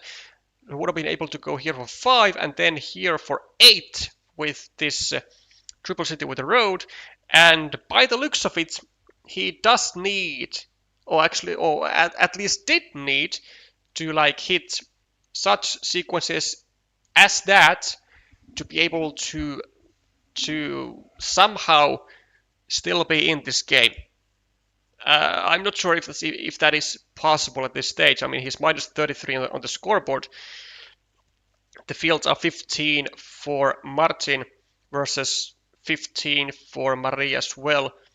Minus 38 for 8. Minus 28 for Marie. Yeah, there is just absolutely no chance, no hope for black here.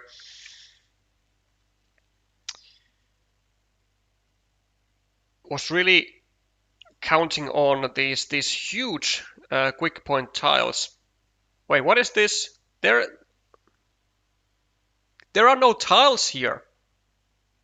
There is nothing to fit here in this square. There are no daggers. There are no city crossroads. There are no road Doritos. There is nothing to fit into this square. Why are you going here? Instead of just taking 2 points or 1 point and maybe trying to make an attacking platform to the field or something. I absolutely have no idea. Looks like Marie's brain has short-circuited. Maybe it was a bit too open position and there was too much to do.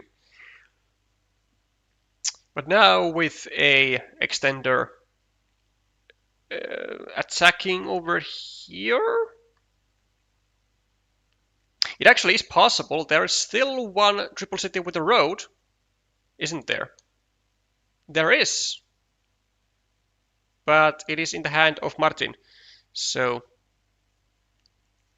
just taking a 5-point ruin and denying a 6-point ruin from Martin, who takes calmly 4 points, and the final crossroad going to black.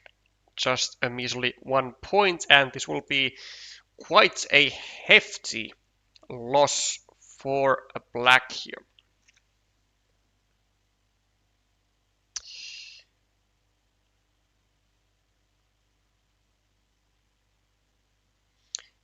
Funny to watch if your wife are involved in the game and sitting next room.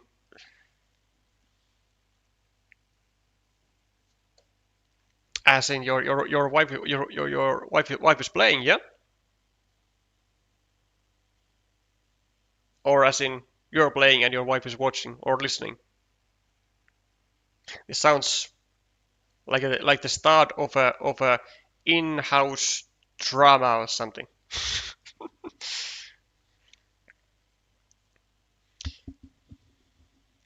Okay, so far so far Czechia winning on tables 1 and 5, as well as now on table 2. Germany has had success so far only on table 4.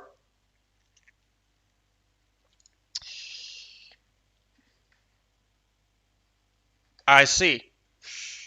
Well, hopefully she is not hearing what I'm saying, so for her own sake and for, I guess, also for fair game purposes. Yeah, a bit of a rough first round of games for Germany so far,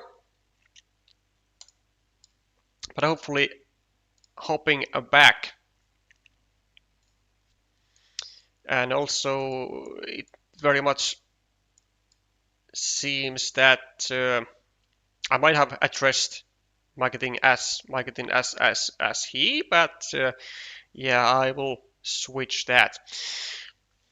Okay, early city stuff. Yeah, looks like Maikitin is going hefty on blocking as opposed to just taking the city cap like as part of her ruin or slash a city, which does not really feel like a good idea because usually the early blocks don't really work, and investing on this city like very heavily it seems, and also continuing the blocking.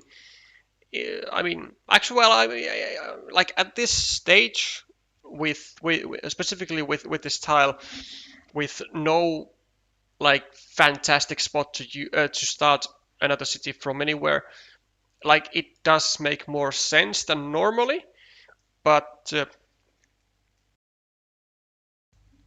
in general, I would not really be investing too many city caps to a city which still needs a lot of tiles to get completed. And Martin probably just gonna be attacking the city, I think, before it gets out of hand, with actually just like one Dorito is gonna be able to defend that city very well.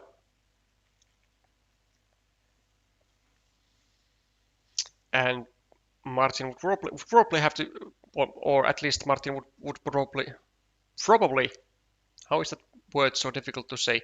Probably want to do something about the city sooner than later, and he does. He does attack, and Maikitin still refuses to meeple anything. I mean, it's a shame because like meepling this 2-point road is like super safe, because most of the tiles that fit into this square for Martin are city tiles with a curve. So even if Martin is to get some tile over here, it would also basically always allow an easy road completion, allow an easy 5-point road for black as well. Whereas I mean these tiles are now just losing value by not being aggressive enough in the beginning. Extender for Martin. not many opportunities with this tile, really. I mean, this is like really the only option for him to do.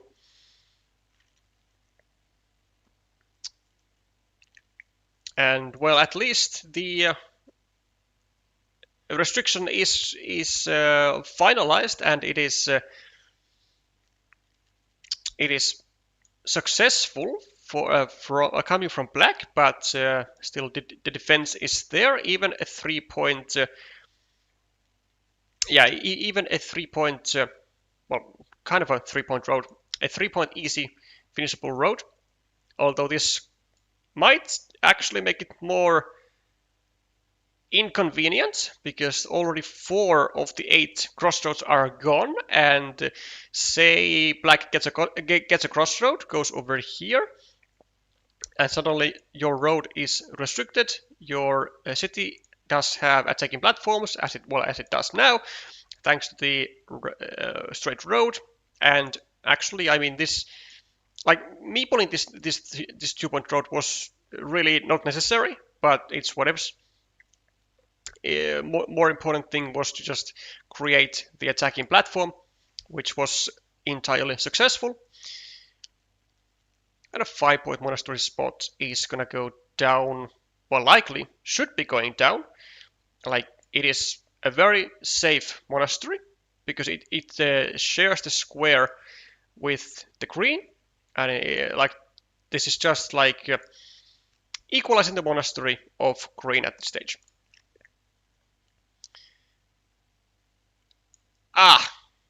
Okay, well, this is, I have to say, another mistake. Like, you don't need to care, you don't have to care, you don't want to care really about continuing that road next to your opponent's monastery, because it will then most often allow your opponent to at some point finish the monastery, but your road will still be like just half finished. It can still be blocked later, whereas if you don't continue it, then yeah, it might get blocked, sure, but so does your opponent's monastery. So it doesn't really matter that much. It would have been much better to just go here, take the 3 points, give the 1 point to the monastery, and just take away the points that were available to your opponent as well.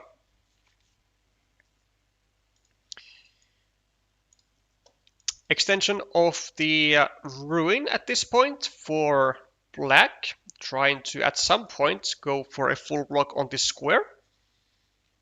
And Martin, I mean, he would like to take 2 points here, but you can't really leave such cities open, so I don't think he's going to do that. I think he's just going to maybe go over here and take the city, just to be able to kind of pre-save this square into something, just into a tile which then cannot be fully blocked. Yeah, there it is, and the city of course is up for grabs there as well. And then for black, I mean, could just honestly go here as well, but this is totally fine. Trying to get away, try to get out of harm's way, whilst also actually arranging a lot of harm for green, because all triple cities with a road are gone. So any triple city, any Torrizo will be able to fully block the city of green, which is actually a tremendous asset here, especially when green cannot do anything about it.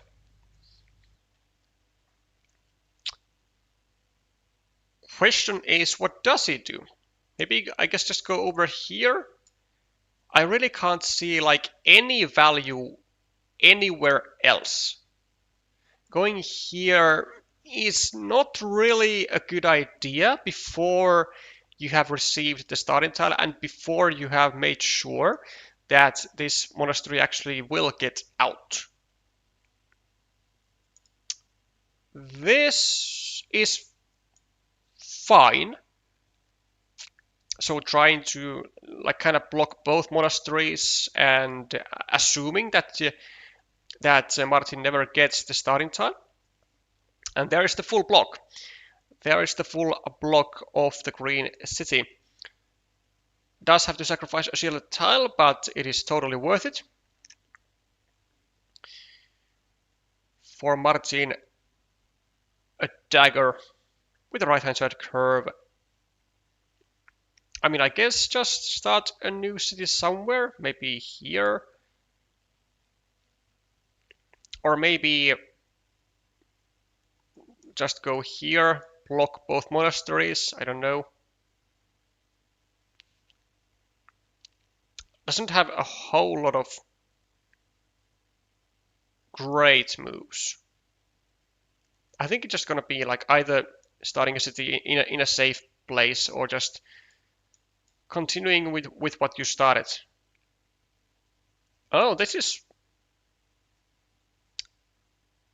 actually quite good.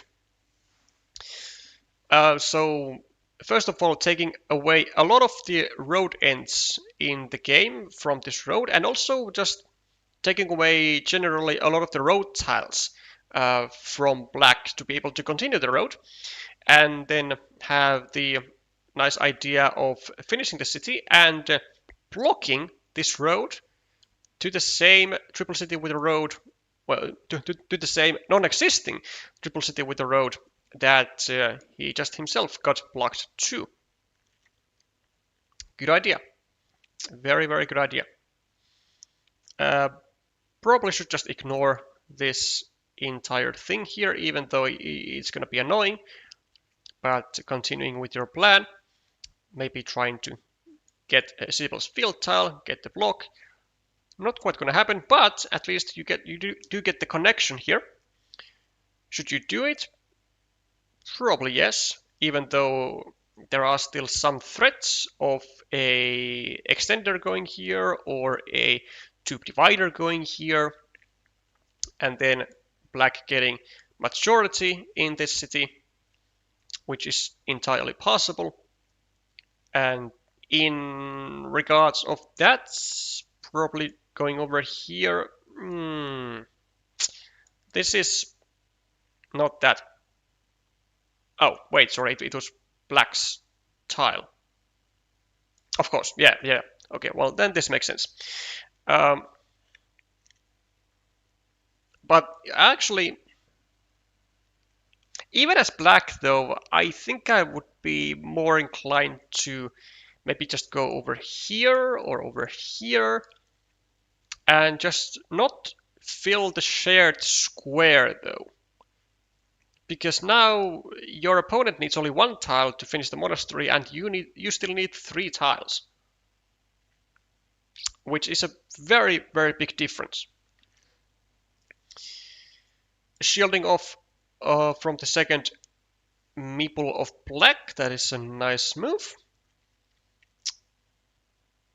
And black does get the continuation on the road with yet another dagger. So now only one of the daggers remaining to both directions remaining. And what a tile it is for black. But how many connection tiles does she have actually? 1, 2, 3, 4, 5, 6, 7, 8, 9. Well, there are still 9 connection tiles. Of course, some better than others.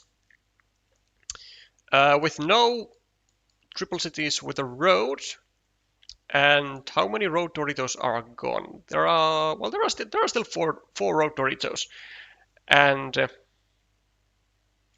1 field Dorito actually only, but some horses.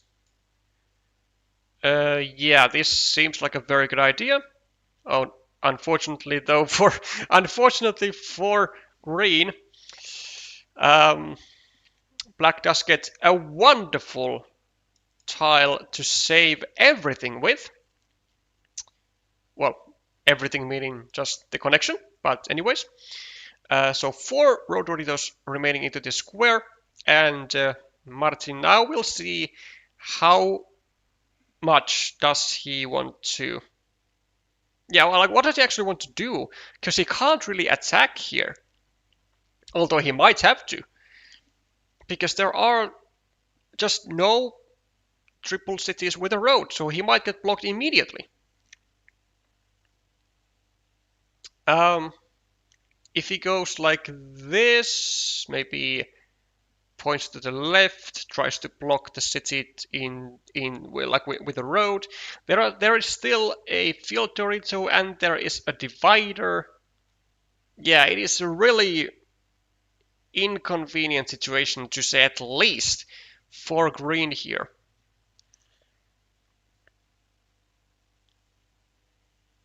Maybe you just take your maple out and you pray that you get this city blocked with some road tiles or something.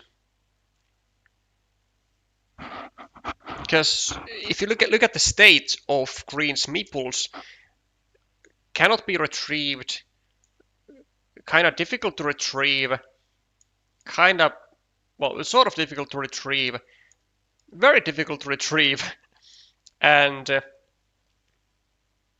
this is retrievable, but typically you don't really want to use tiles to shared features. But this though, this is a wonderful tile for Martin. Going over here without a meeple, there's no need to cause any additional issues for yourself. It is going to be all good. The main thing just being here that you just have to get this city into a state where it cannot be finished. A ruin is fine, but a finished city, not so much. Should definitely not be meepling this city piece. If he does, he is kind of lunatic.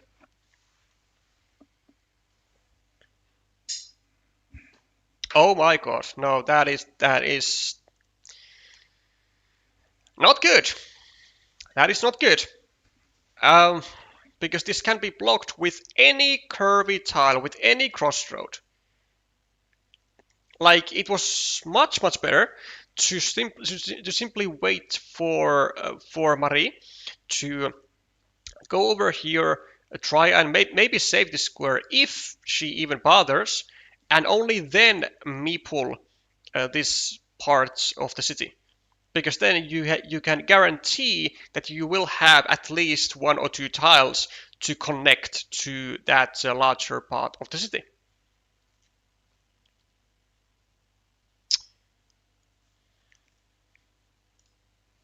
Well, there is at least a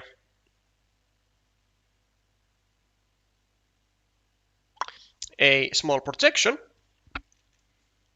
and there is the connection to the main part of the city, with also forming these 4-point loop roads, and also another 4-point loop, another 4-point road, but with a crossroad.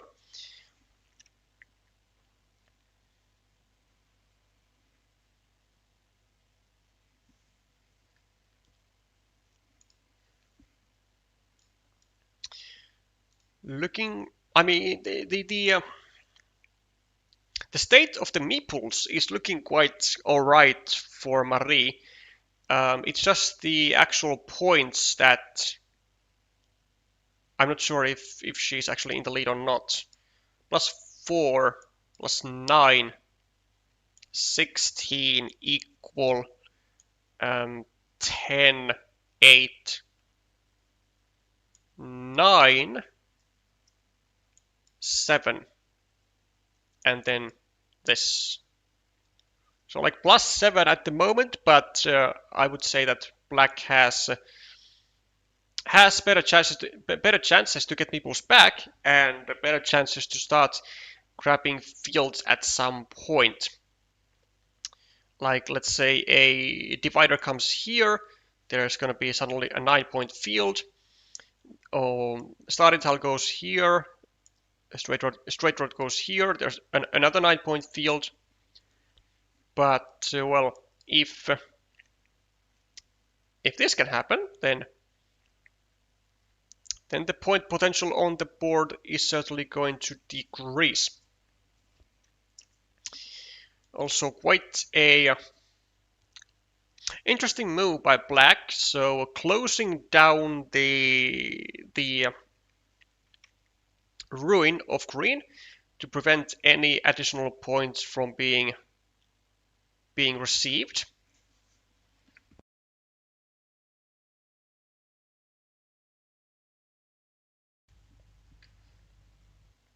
Well, there is quick points for both players, but slightly better quick points for green because he also gets the meeple back,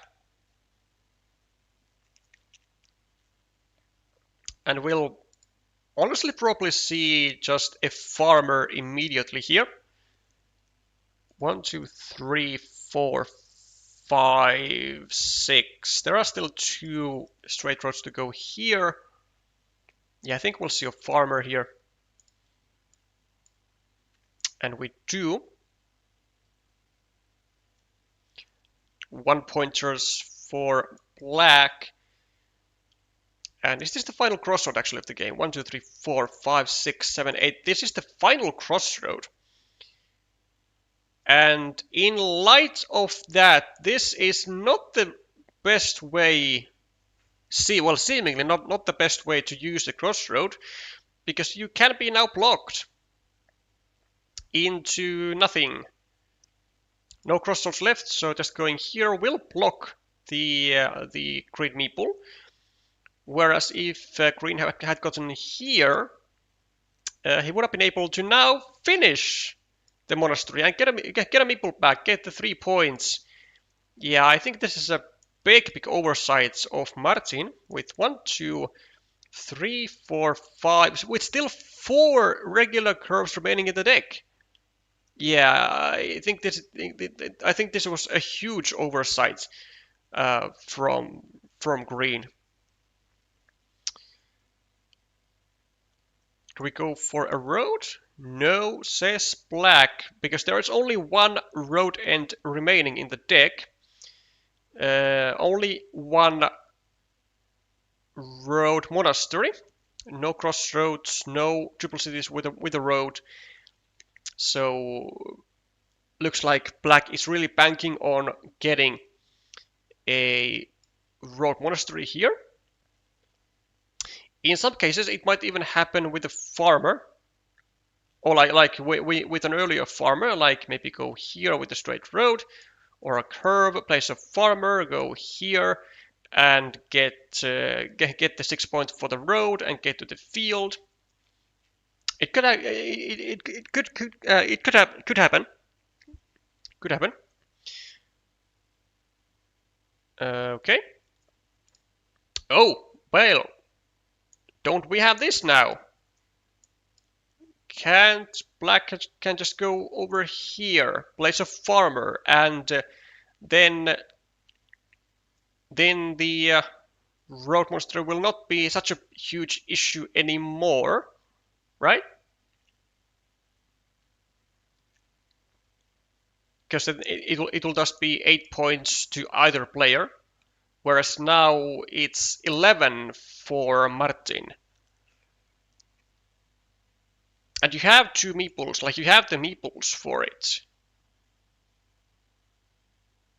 Also, isn't the field Dorito still there, still in the deck? 1, 2, 3, 4. Yes, it is.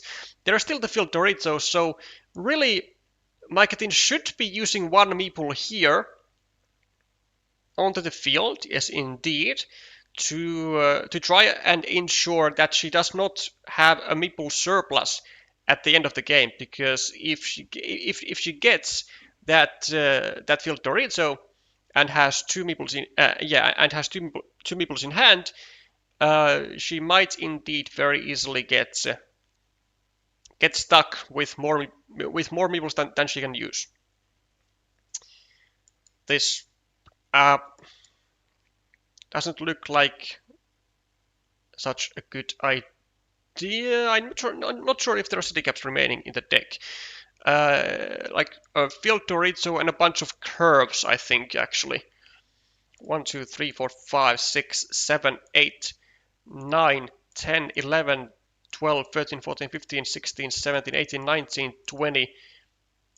Well, there is actually one city cap remaining in the deck, so it does carry some value. Well, there's finally the Dorito that Marie has been waiting for basically the entire game. Now worth 8 points, but I don't think it's enough. Yeah, it actually definitely seems that it's not enough. +2 for Martin at the moment, still +6, +8, +16 from these. 10, 7, 12, 15. Yeah, like +12 if I'm not mistaken. And, well, Marie does get the city cap, but it will only be able to be used for like 4 points. And that's gonna cut the points deficit down to like 8 or so.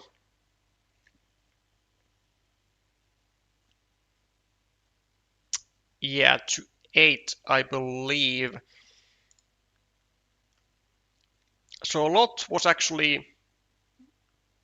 Wait, what am I saying? It's still only a 6-point field, not 9. So like +5 is the lead of Martin here.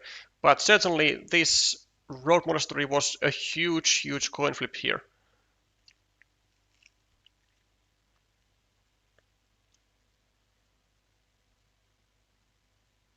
And also, I guess there might have been opportunities for black to go here with something to block the connection. Maybe even before the connection she did herself. But she didn't. But she only got like one road Dorito anyway, so it wouldn't really work then. Okay, well, yeah, +5 for Martin.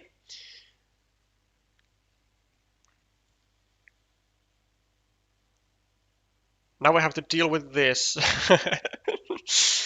Yeah, good luck there. Well, hello, Sergio. Yeah, a 2-0 for Martin Jelinek. And, well, the overall score, what is it actually? It's 2-2, with Czechia having won on tables 1 and 2, and Germany having won tables on 3 and 5. So now we have the table 4 still remaining with Pavel Hudek.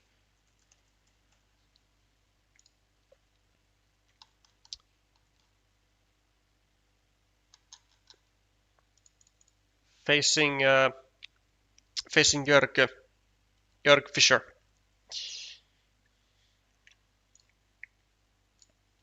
In a 1-0 situation with Karaboudjan leading.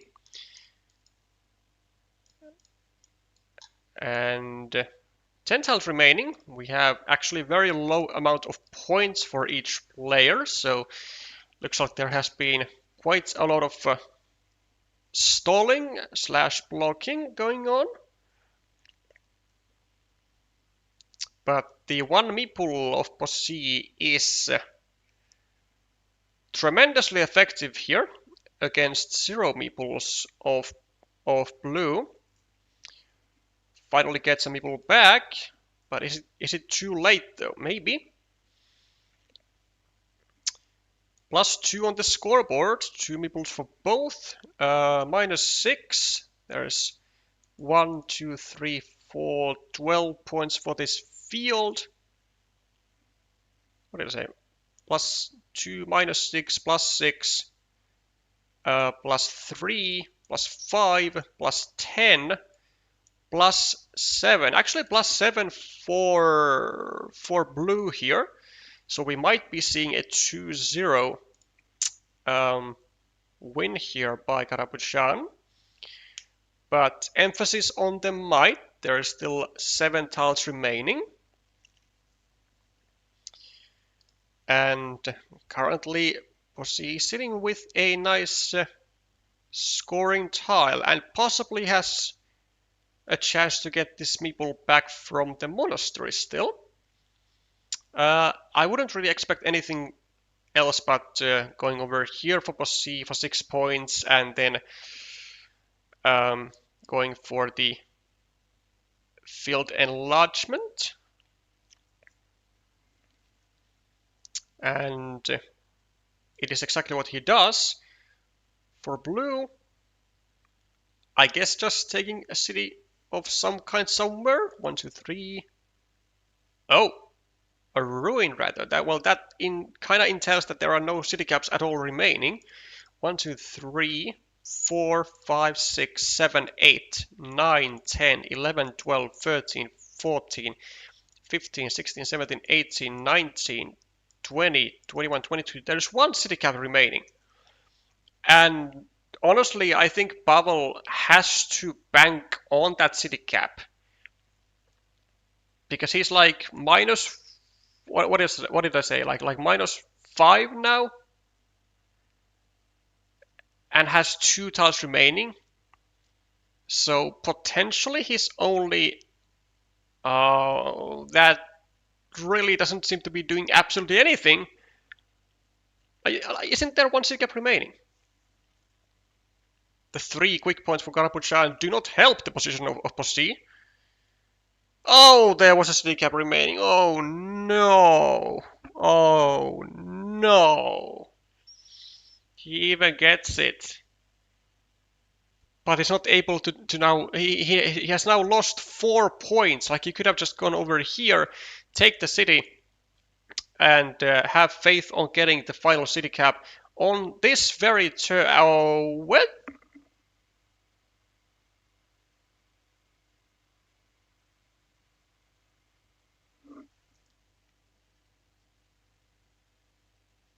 Oh, that's right. Okay, so there was a regular monastery remaining. So he's trying to get the 12 points. Right, so he's trying to get the 12 points. Yeah, but like still, well, first of all, he's gonna get blocked. That's for sure. He's gonna get blocked and he's gonna lose the game. But if he's banking on stuff like the monastery, then with his position, he could have just done something like this or this, like this, even without a meeple, and then get the city cap, and then get like a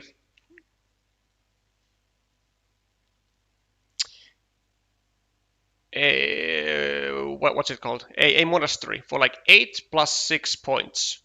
So like 14, whereas now he was like kind of banking on getting a max of 12, which might, which honestly I don't think it would have even been enough with the 3 quick points that Karaboudjan got. Yeah, I don't think this, like, just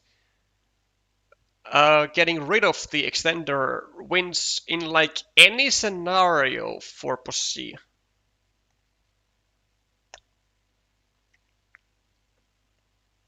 Because he needs the city cap in order to prevent points from blue, right? And then he, I guess, also needs the curve to also prevent the points from blue. So yeah, there was like just too much that blue needed in order to be to really be able to justify discarding these very juicy tiles. So let's take a little look-see. So he now got 6, right? Whereas would have been able to get 8 points plus 4. Well, I guess 4. So would have been able to get 6 more to 82. Still not quite enough, but so he would have had to basically rely on. Is there maybe only actually the one sequence of the extender which he got, then the divider to get the meeple back, and then the monastery to score like 5 or 6 points.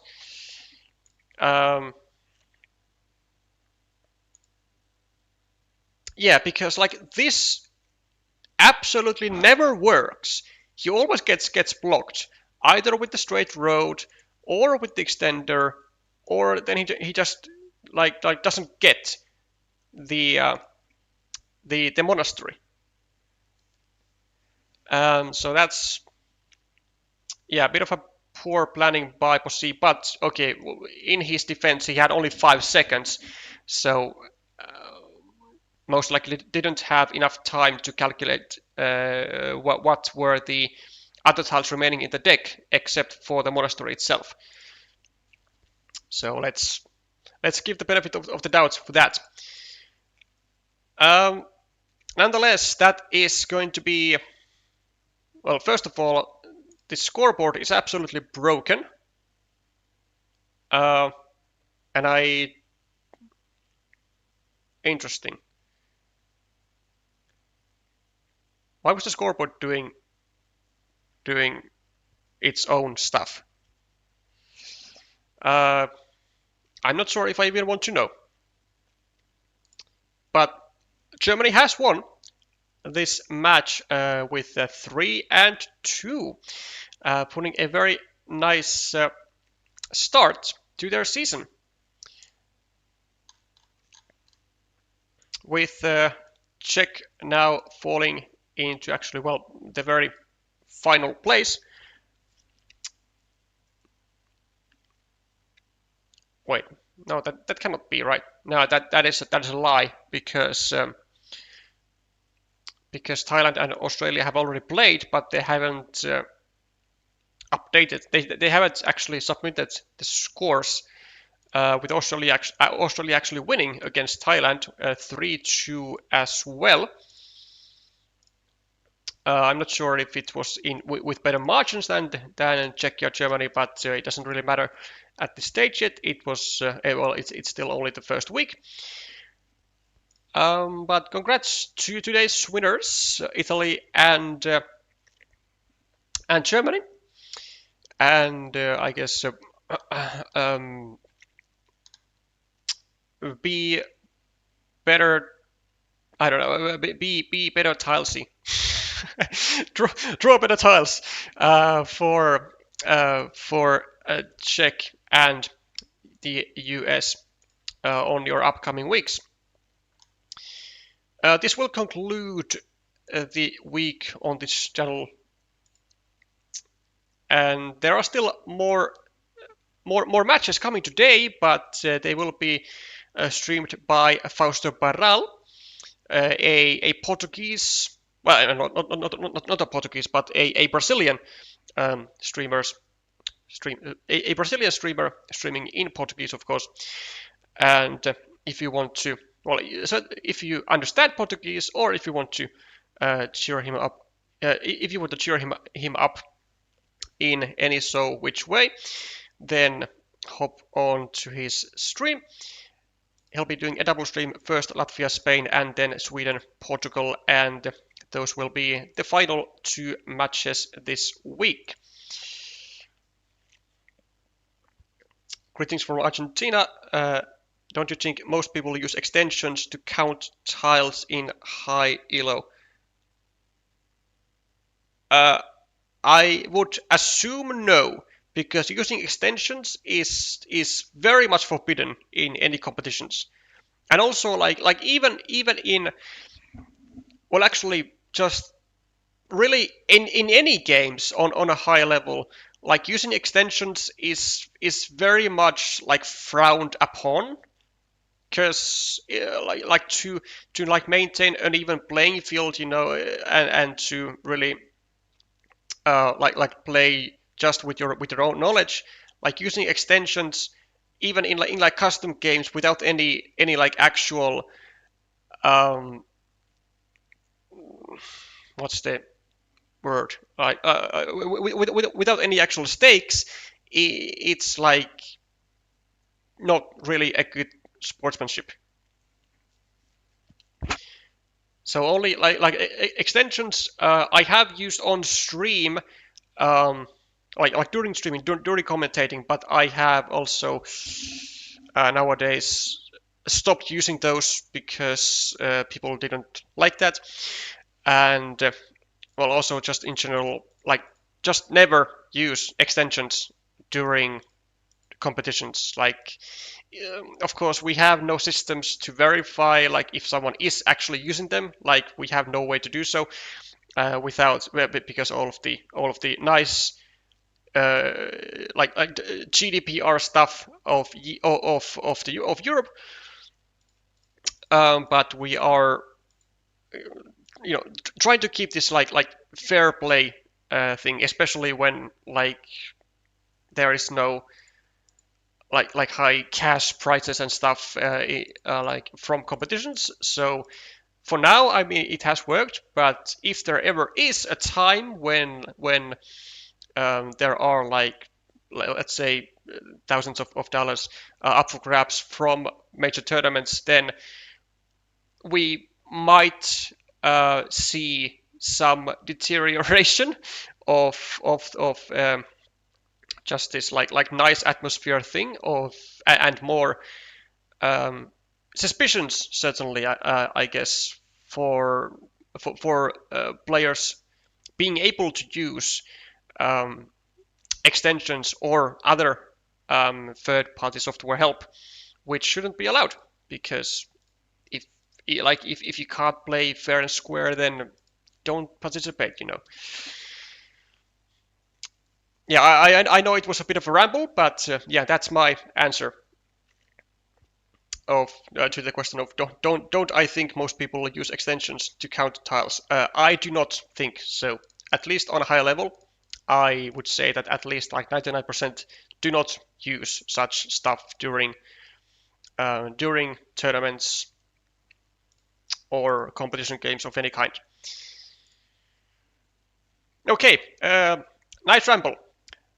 That's where we will be concluding the stream today. Thank you all for watching. Thank you all for tuning in all the way until the end.